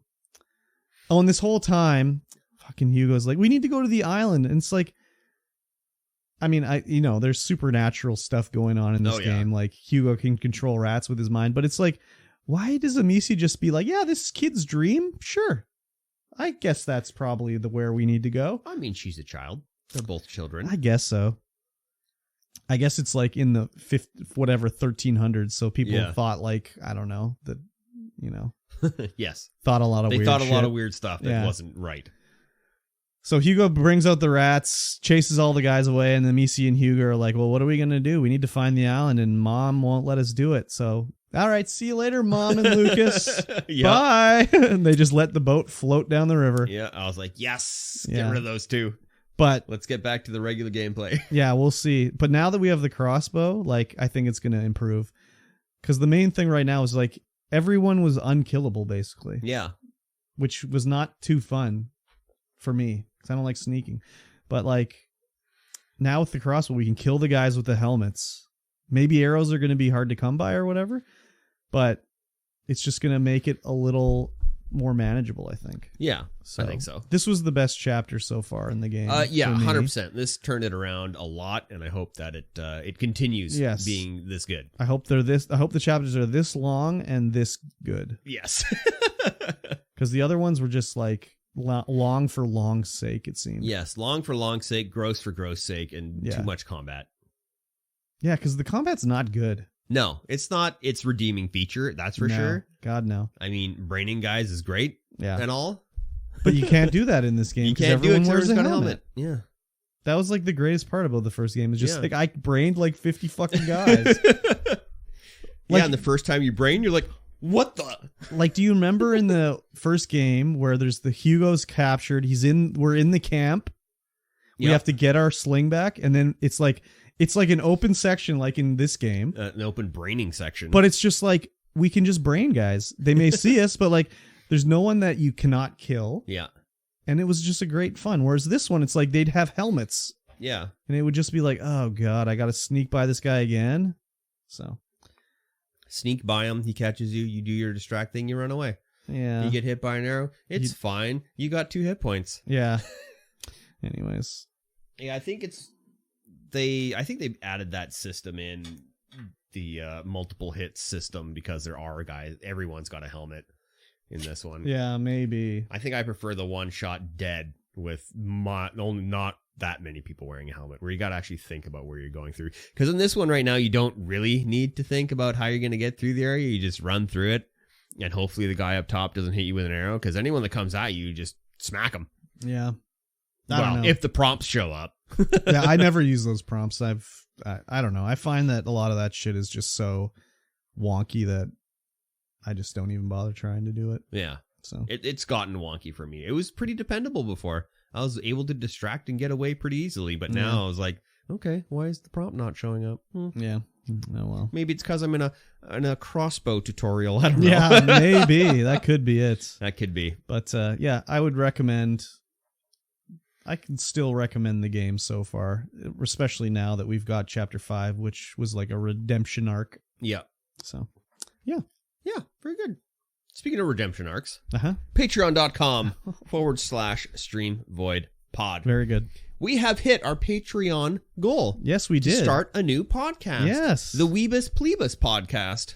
You could hear some like prototype Weebus Plebuses in the earliest episodes of this podcast. Yes. We decided fairly early on to spin it off because it's just too much. There was a lot like the show was getting, not that it's a bad thing that it's too long, but it's just like it at some point it's like, do you want a 3-hour podcast? Maybe you do. I mean, I don't know. Sometimes I listen to podcasts and they'll be like, oh, it's, we don't want to go longer than an hour and a half. That's just too much. And it's like, no, it's not too much. So we've got the spinoff coming. Weebus Plebus. We're going to watch Arcane. We're going to watch it all. The League of Legends anime. in air quotes, anime. Anime, air quotes, yes. It's animated. It's got anime kind of looking characters. Yes. But it's computer animated. Yep. We're going to watch... So this new show is bi-weekly. We don't know exactly what day it's going to come out. On the Patreon, it says Friday. But who knows? Who knows? This is not a Patreon exclusive show. It is not. But it's a Patreon... funded show. And Patreon early access show. Yes. Of course, you can always watch it recorded early on this channel on twitch.tv/StreamVoidPod or on YouTube or on Facebook. But the audio will be early access on the Patreon. And it's not a show that's like, oh, if we dip below the amount, the threshold, we end it. This was just a goal to get us going on it, basically. Yeah. Because that means because we're going to have to put out more money for hosting. Yes. And so this kind of helps us keep it on the air. I mean, it's not like it's breaking the bank. I think hosting costs me like $10 a month or whatever. So doing this will double it, but I mean, it's no big deal. But I'm excited to do it. It's going to be, so what we're going to do is we're going to listen. We're going to watch the first 3 episodes of Arcane. There's 9 episodes. Each show will be 3 episodes. And then once that's done, we'll look at something else. If anyone has any suggestions of what to do, you can let us know. In fact, if you're a Patreon, you would have ultimate decision. Well, I won't say decision, but they'll have like ultimate suggestion. Yes, we'll definitely take anything suggested to us if you're a Patreon very highly. Maybe we need to add a tier for something to do with your own requested show or something like that. But yeah, thank you to everyone that's signed up to the Patreon to unlock this tier for us. We appreciate your faces and your wallets. You can already go to twitter.com/Weebusplebus to follow the Twitter. And I don't know how I'm going to do any breaking up of episodes, but I think I'll just start a YouTube channel for the show. Maybe I can edit it in some like video clips of the anime as we talk about it or something. Yeah. With no audio. See if I can get something that doesn't get claimed on YouTube. See what we can do, but there'll be a YouTube channel. So yeah, get in there and follow us up. Yes, and thank you for supporting this podcast as well. Patreon.com/StreamVoidPod. Thank you. Your bonus features, you get the podcast early, of course. You get the pre-show content, the post-show content, which I think I'm just going to roll into one, because having like 10 minutes at the end is kind of weird. Probably. So I'll just roll those 2 into one. And of course, you get the Patreon bonus exclusive content. Right. Yes. We have a new video coming out. We just need to find the proper kitchen to do it in, which is going to be, of course, the potted meat taste test. Yes. Excited. Did a little cheating and tasted some potted meat, some new potted meat. So I was like, that's all I got in my cupboard. So I'm just going to eat it. I mean, it's one that we already have, so it's good. I'm not going to say anything about it until that video. Okay. So we'll wait for that. Yes, should be good. Yes, patreon.com/StreamVoidPod. Yes. You can watch our previous videos there. Where we had the one chip challenge. One chip challenge. Yeah. Watch us die. Watch me die. Watch Kirby fine. I wouldn't say I was fine, but I am the ultimate spice lord. Yes, it's true. Speaking of things that are true. Yes. Sonic creator Yuji Naka arrested for insider trading. Man, oh man. So weird. I think some people just don't understand that if you have inside information, you're not allowed to make money off of that. Yeah, I mean, market. I don't know what the rules are in Japan. Obviously, he did something illegal. Yeah. That they think if they're going to arrest him. But he was apparently using information he was getting as when he was working for Square Enix to do stock trades. Yeah. To juice his portfolio, basically. Yeah, so he was like, oh, this game's coming out. I think it's going to do really good. Like, it's coming out soon. So I'm going to buy a whole ton of this company's stock. But, like, wouldn't that be the same as, like, if I did it? Like, I think it was more like he was thinking, I think it was more like they're going to announce Final Fantasy 16 tomorrow. I should buy some Square Enix stock today. Yeah. Not like this game is going to be good. Because you and I can do that. Well, yeah, but we don't work for the company that's publishing it. I don't think that's publicly known information. So you can purchase. But that might have been like before it was announced. Well, that's what I'm saying is like he would do it based off of an announcement, not like that this game is coming out soon. Yeah. Because anyone can do that. Like if you were... Oh, Grand Theft Auto 6 is coming out next month? Maybe I should buy some stock. I think that game's going to do really well. Yeah, this the article says it was all before announcement. Yeah, so like I said, he wasn't buying it because a game was coming out. It would be like they're going to announce they're going to bring Final Fantasy 16 to the PlayStation. I should buy some stock now. Yeah. Or they're going to announce X, Y, or Z. They're going to announce a deal with Nintendo. I should buy some stock from Nintendo and Square Enix. Yeah. That shit is illegal. Yeah, he apparently profited about 10 million yen from a Dragon Quest Tact in February 2020. 10 million yen. Is that $100,000? Or is something that like that? Is that $10,000? It's close to 100,000. Okay. You think you would think you would have enough money already? Wouldn't Yuji Naka have a bit of money? You'd think so. I don't know. Like I don't know. I don't know how much money you get paid as being the creator of Sonic. If you get any residuals or anything. Yeah, I would imagine he gets residuals, but I don't know. Like in Japan works. Yeah, I don't know. Yeah. Just very weird. So Yuji Naka was the only one doing this? No, there's another guy named in the article that was doing it as well. But like he's the only really... He's the only high profile person. I wonder if this is just the first arrest and there's other people that are going to be coming. Could be. What a weird, I mean, I guess greed is massive. So like, if you think like I can do this to make some money. Yeah. A Mr. Sasaki and a Mr. Suzuki were also arrested. Not Yu Suzuki, was it? No, it was Fumiyaki. Fumiyaki. Suzuki. It's just very weird. I mean, people like money. I guess yen is yen, dog. Maybe he can. Maybe he didn't know. I can't find. I'm not gonna go devil's advocate that he didn't know that it was illegal. But like, could he plead ignorance? Like I didn't know, or like it wasn't. I mean, I guess you can plead anything really. You can say that he didn't do it because of this announcement. It was a happy coincidence. Yeah. It's very weird. Very weird.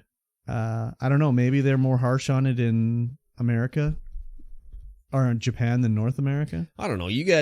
Martha Stewart in jail, insider trading. Yeah. So that's true too. But that's like club fed, man. That's not really jail. It's like you can go to the gym from your private room and you're all that shit. So it's jail. It's nice. You don't get to leave. That's why it's jail. Yeah, but it's club fed. Go to the tennis court every day. Yeah. Yeah, it's very weird.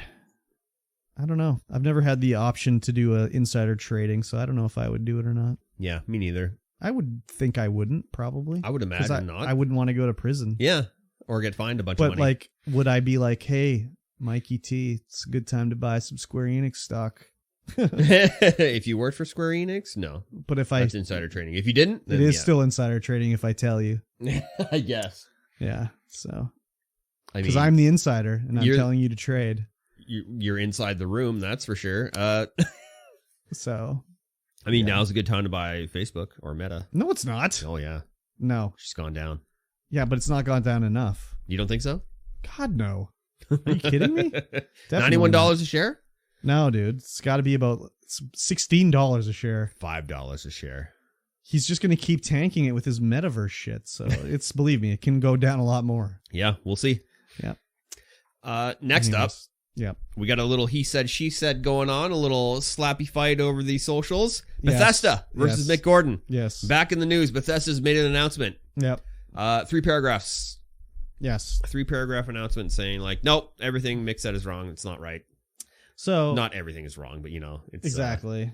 Let me read this to everybody here. So basically the story was Bethesda, not necessarily Bethesda, but Marty, what's his name? Marty McDonald? Something like that. He said like the Doom Eternal soundtrack is fucked up because... Oh, Marty Stratton, sorry. Yeah. Said it was fucked up because of Mick Gordon. Yeah. With a post saying, like, we're sorry, but that's just the way it is, you know, blah, blah, blah, blah, blah. So he came back and said, like, no, that's not what happened. Here's what happened from my side of the story. Yeah. They offered me they offered me hush money to, like, take the fall. I won't do that. They published stuff that I sent as, like, a demo that wasn't complete and blah, blah, blah. So Bethesda came back. I'll just quickly read this here. The recent post by Mick Gordon both mischaracterized and misrepresented the team at id Software, the development of Doom Eternal, Marty Stratton, and Chad Mossholder, with a one-sided and unjust account of an irreparable professional relationship. We are aware of all the details and history in this matter and unequivocally support Marty, Chad, and the team at id Software. We reject the distortion of the truth and selective presentation of incomplete facts, in air quotes. We stand ready and with full and complete documented evidence to disclose in an appropriate venue as needed, aka a court. Yeah. The statements posted online have incited harassment and threats of violence against Marty, Chad, and id Software team. Any threats or harassment directed towards members of our teams will be met with swift and appropriate action to protect their health and safety. We remain incredibly proud of id's previous collaborations with Mick Gordon and ask that fans refrain from reaching conclusions based on his account and, more importantly, from attacking any of the individuals mentioned on either side, including Marty, Chad, or Mick. So first thing, yes, online harassment and all that baloney because of this is like, why are you so invested in these two rich guys that are arguing on Twitter? Yeah. One richer than the other, of course. Yeah. But like... Why would you harass them? Anyways, that doesn't make any sense to me. But... I've never got that. No, like, why would you go to arms over like the mistreatment of someone? Like, I guess if you're a really fan of them or whatever, but I mean, I don't know. I don't get it. Yeah. Personally. Yeah. Maybe I'm well developed. I don't a think well-rounded individual. Maybe I'm not that either, but basically Bethesda's like, you know, he said, she said, obviously. Bethesda's like, yeah, we have our side of it. When it goes to trial, we'll release it in the trial, but we're keeping it on our side now. So why wouldn't they release information right now? Again, it becomes the thing like, well, they're just showing their side of it. Yeah. Or where's the, you know, context of what they're showing, blah, blah, blah. So, and they're also a company versus a private person. And everyone's upset in the comments that they're not actually saying anything. They're just like, well, you know, we're in the right, Mick's in the wrong. We have evidence, but we're not going to share it. Yeah, exactly. Until needed. What's the truth here is probably like halfway between both of them. That's usually the way it is. Yeah, could be. Don't you find that usually? When you hear two sides of something, it's usually right in the middle? No. You don't think so? I don't think so. Yeah, I usually do. I mean, I'm interested. Maybe this will go to court. Maybe we will find out more. I'm interested to know what actually happened. Who's actually in the right here? Who's in the wrong? Well, it's going to turn we'll out, never know. Well, I mean, if it goes to trial, it'll be like all the evidence will be open to the public. But Bethesda's... Will it go to trial, or will Bethesda give enough money so that they keep it out of court? Well, but like... They tried. Did they try? According to Mick, they tried. So, again, we have one side of it. Like, yeah. Was it Bethesda, or was it like, even from Bethesda, was it just Marty offered him a bribe to take the fall? It was, it's apparently nothing to do with Bethesda and everything to do with Marty. So, who knows? We don't know. Will we ever know? Maybe, maybe not. But it's just, again, a thing where it's he said, she said. Yeah. He said, I guess. he said, yes, for sure. But of course, this is going to be the legalese release from Bethesda. They had their lawyers write this up. Oh, yeah, for sure. They're not going to just be like, here's the receipts, sister, and like 3 snaps and drop everything. That's not the way a company works. Well, I shouldn't say that. That's not the way a professional company works. There's been lots of smaller companies that do bullshitty shit like that. Oh, yeah, for sure. So we'll see what happens. We'll see. I'm interested to see where it goes. Yeah. At this moment, I'm interested. Like tomorrow, I probably will not care. Or you'll forget. Or I'll forget. Yeah, exactly. So because tomorrow is back to work time, and everything that happens today goes out the window. I hate that. Oh well, whatever. So interesting story. We'll see what happens. Yeah. I mean, yeah, who knows? Yes. Who does know? Nobody. Speaking of something that nobody knows, Uh-huh. Blizzard games are disappearing from China thanks to a quote-unquote jerk update. Yeah. So the Does this article actually say anything about anything? It's just like, oh, we're going through some negotiations. It's yeah, not, there's that's what going the update part is. They got a thing from the guy at Blizzard, Mikey Barra, I think, says something about how NetEase and their goals, or what did he say? Their company philosophies don't align, so they're going to stop dealing with NetEase. So basically, NetEase has been publishing Blizzard games in China for 15 years or something like that. And now Blizzard is like, no, we're not dealing with NetEase anymore.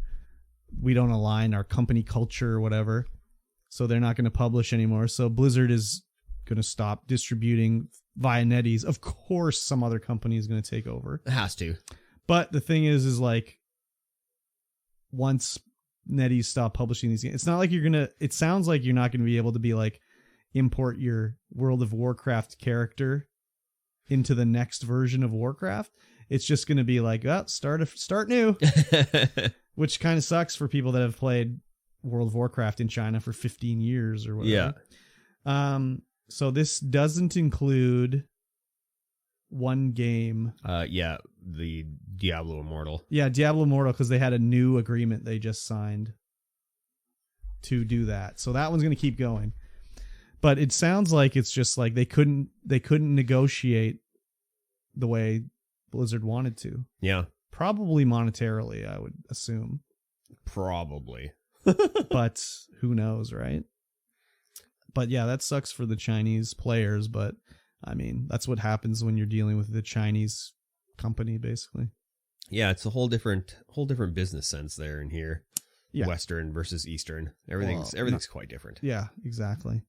So sucks for the Chinese players, but I mean, it is what it is. And even World of Warcraft is like it's not a different game in China, but there's a lot of cultural changes they have to make in the game. Yeah, to get it to stick. You can't show skeletons in the game. Yeah, maybe that's the thing, is that Blizzard wanted to stop making it Chinese accessible like that. But there's so much money to be had. It has to be just that they wanted more money, basically, and NetEase was like, no.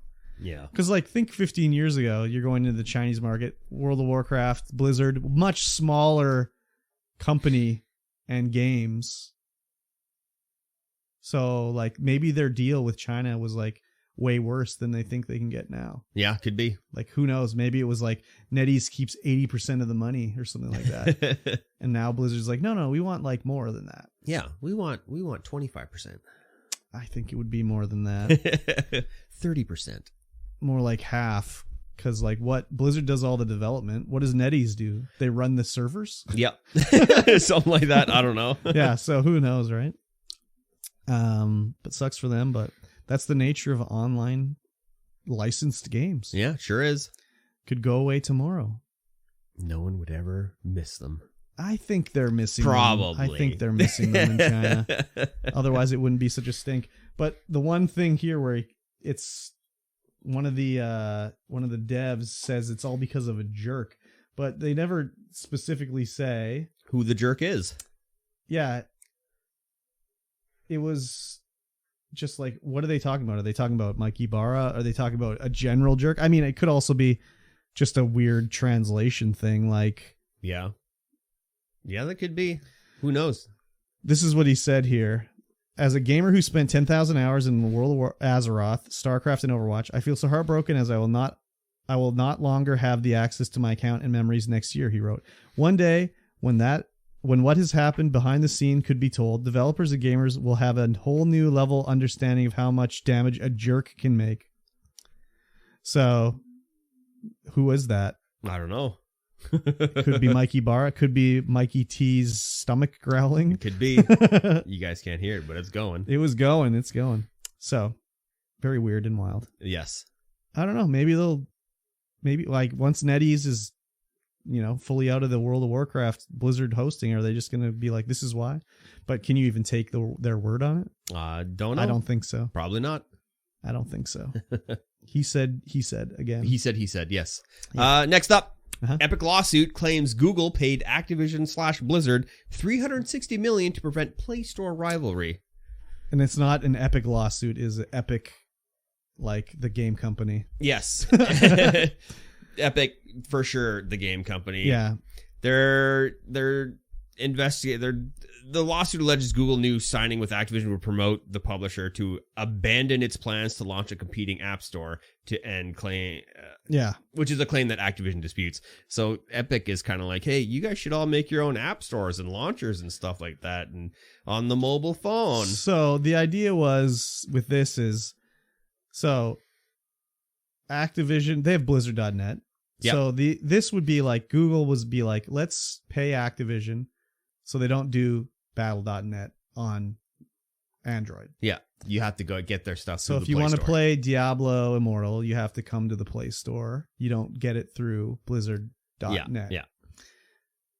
And Epic is like suing about this because, well, Epic's been having they've been countersuing Apple and all these guys because they want to use the Google Play Store to distribute their games, but then not give any revenue to Google when people do in-app purchases, basically. Yeah. So Epic basically is saying, like, if Google hadn't paid off for Blizzard to do this, it would have created more competition in the marketplace that could have helped them force the hand of Google and these other guys to allow them to make more money from their in-app purchases. Yeah. But same thing with Riot, doing the same thing. And it's more, I also think about like fueling your account from going to the website. Like, I think you can only do it in the app, whereas if maybe Blizzard would have done it Fortnite style, where you can buy your V-Bucks on the website rather than in the app, where they keep all the money. So maybe Blizzard would have done that, and it would have been another bonus for Epic because they can push forward to, it's like a coalition. Yeah. So, but they're suing, like saying whatever. But like, it's kind of like what Epic's doing anyways in the PC gaming market, where it's like, let's pay to have the game exclusive on our app store. Yeah. But they don't like it when it's turned around on them, Yeah. So it's very weird. I don't think this lawsuit's going to work out in their favor. Probably not. But it's kind of like a case of the pot calling the kettle black, basically. Yeah. Like, you're doing the same thing, just in a different place. Yeah. And, I mean, I'm sure their counter argument as well. Like, you don't have to, pay to use Windows to download our store. Or, Windows doesn't take a cut of... Yeah, but that's Windows. It's a completely different environment. But is it?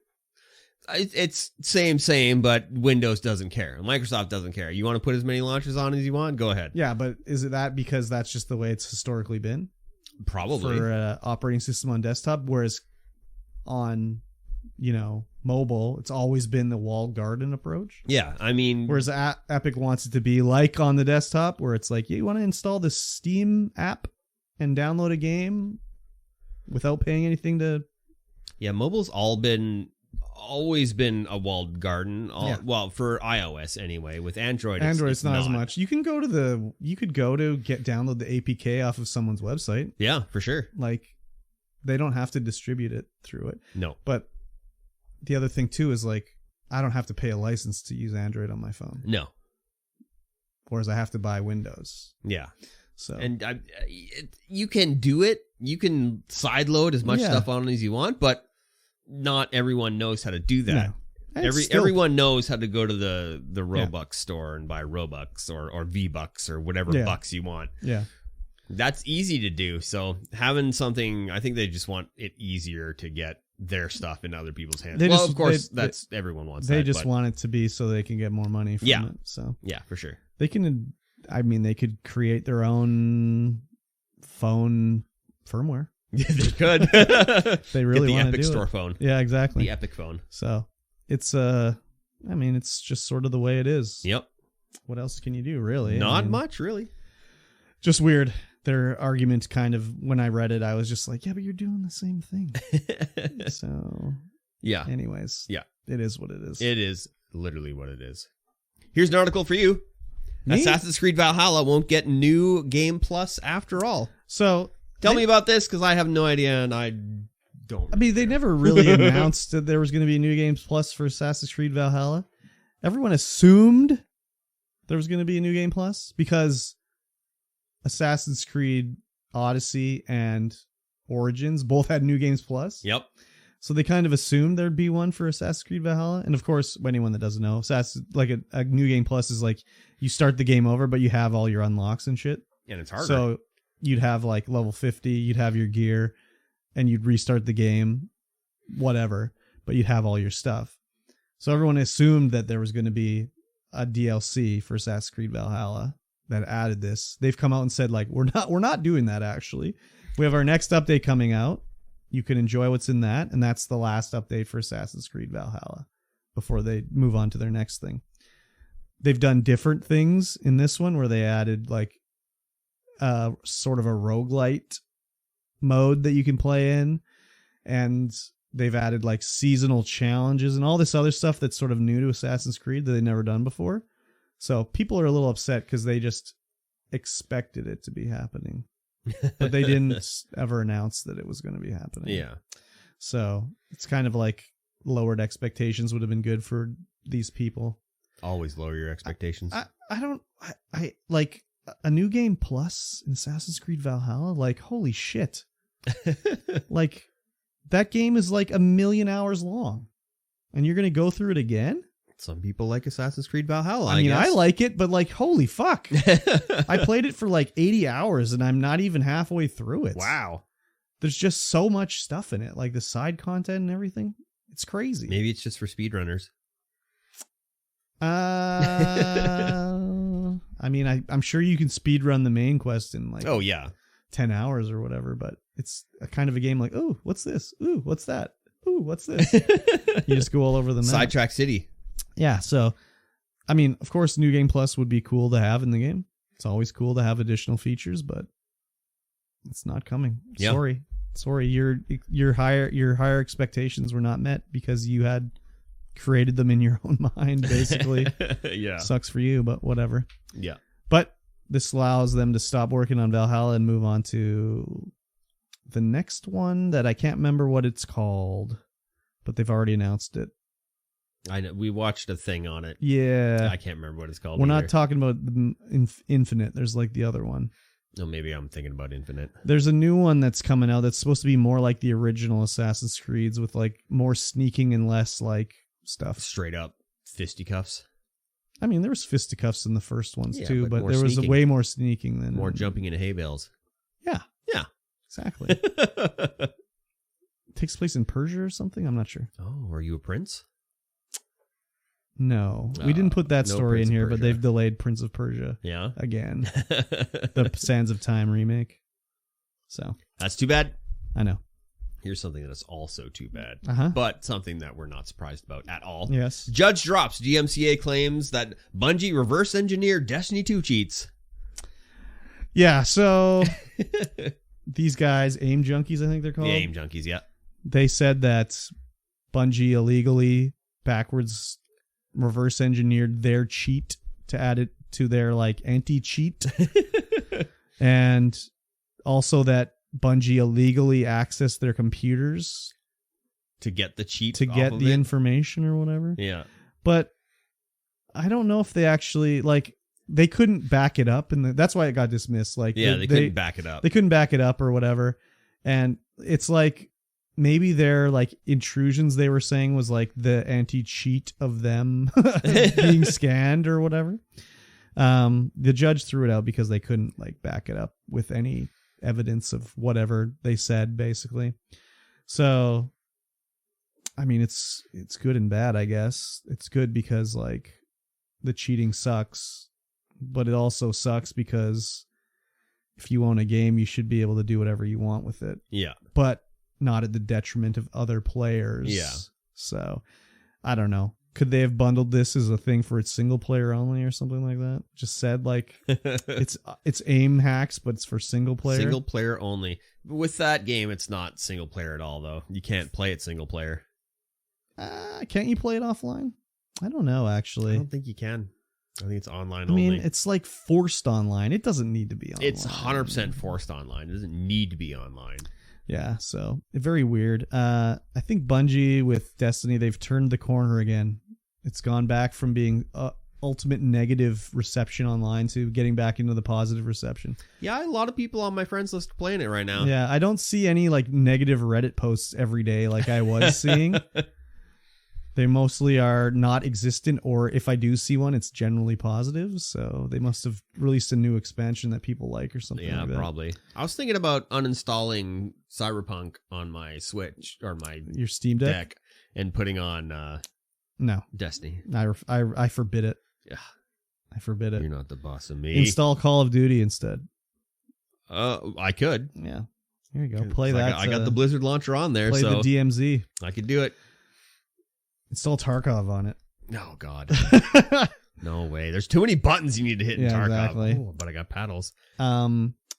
Yeah, so this was like a Hail Mary lawsuit they filed just to try to, I don't know, hope that something sticks. Yeah. It didn't work. No. They're going to lose their fucking shirts off their back. For sure. Yeah. Yeah, we didn't think it was going to go through. And lo and behold, there it is, not going through. Exactly. Well, and the whole thing, too, was like, didn't they illegally reverse engineer Destiny to make their cheat? Right? So, had to. Very weird. Yes. Anyways. So, speaking of Call of Duty. Uh-huh.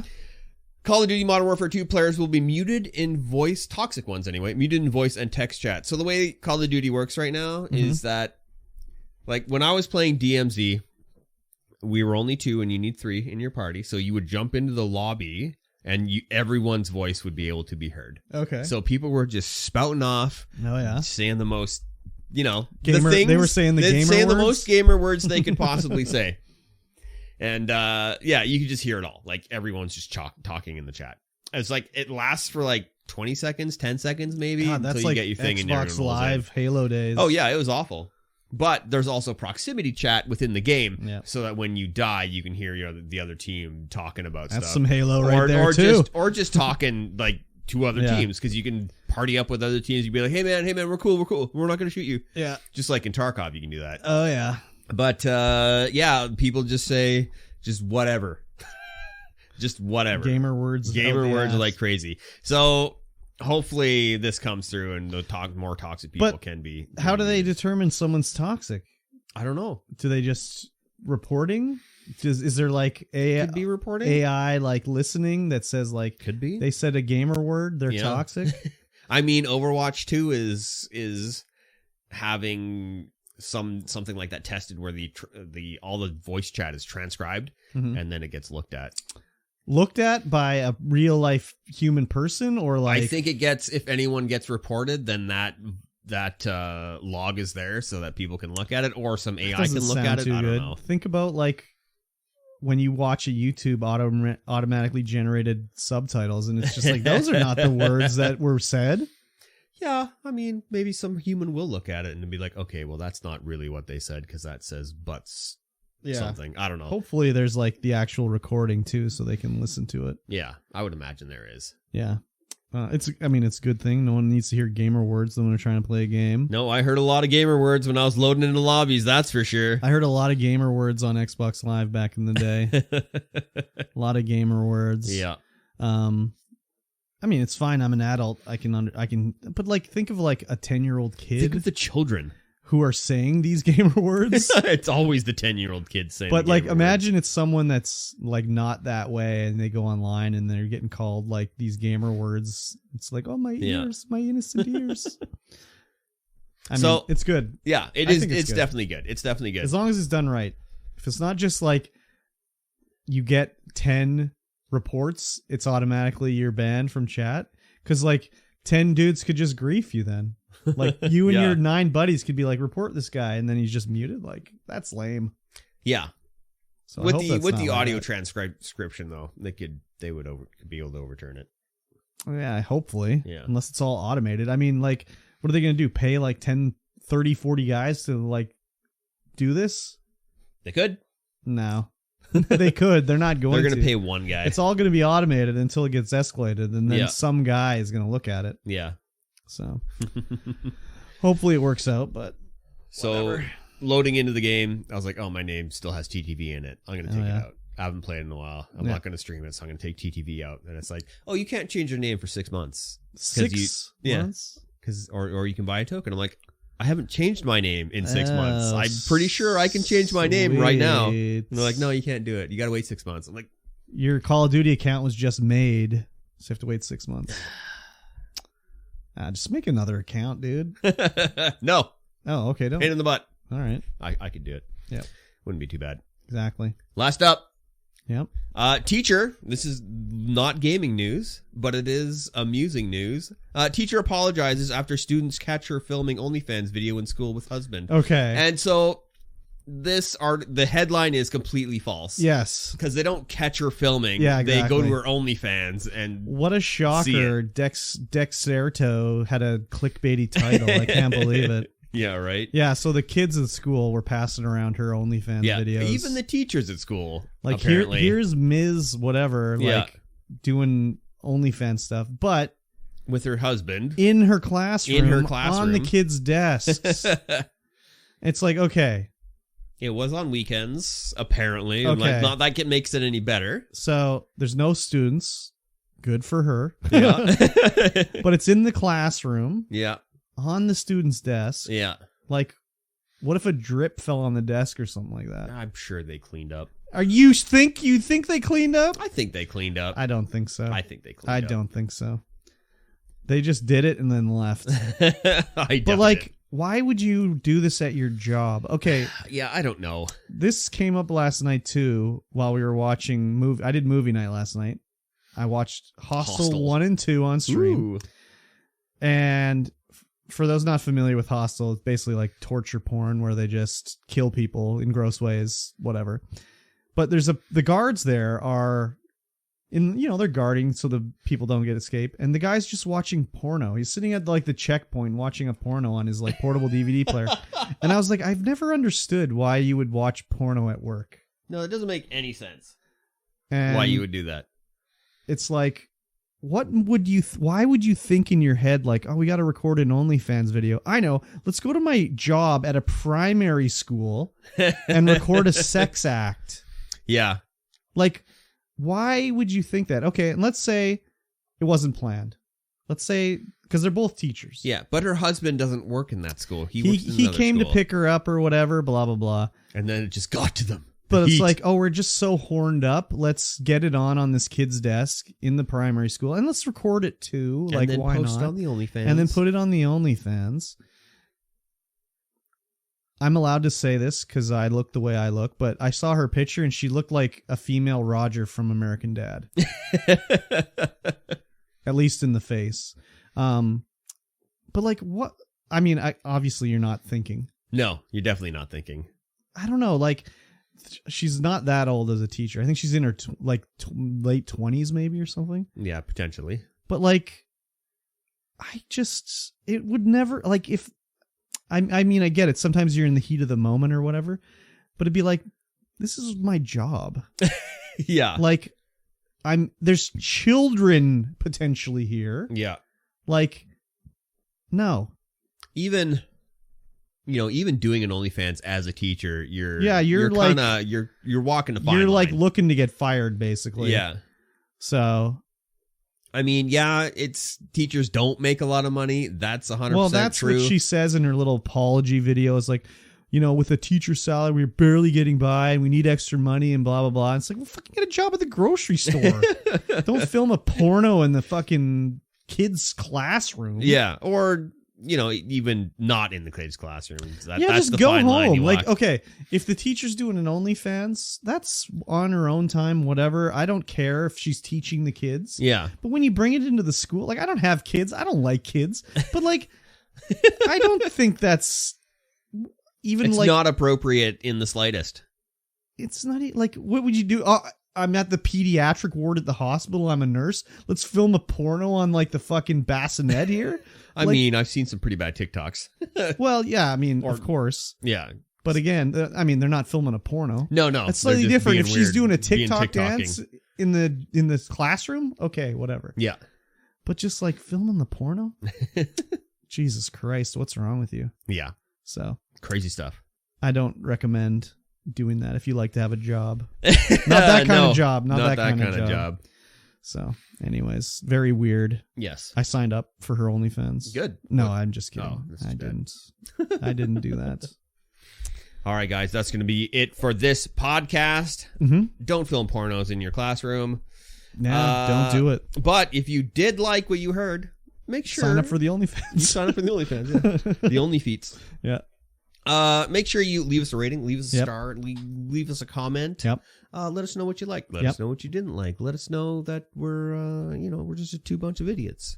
Or not. Whatever. No, don't do that. We already know that. Yeah, we already know that. Give us some constructive criticism. Yeah, exactly. But share us with a friend. Exactly. Get us out there. And also get prepared for Weebus Plebus. It's coming. We're going to film that in 2 weeks' time. Yeah. So watch the first 3 episodes of Arcane, the League of Legends anime in air quotes. Yes. Get prepared for it. And then if you have any ideas of a show for us to do for once Andor's done, let us know. Yes, let us know. Andor's almost done, and there's nothing coming that I know of anytime soon. Nope. That we want to get on, so let us know if you have a suggestion. Yes, do let us know. I have been Mikey T. Yes, I've been KurbStomped. Yeah, we'll see you guys again in 1 week's time. Au revoir. Bye. Yeah, I said it like French. Yeah.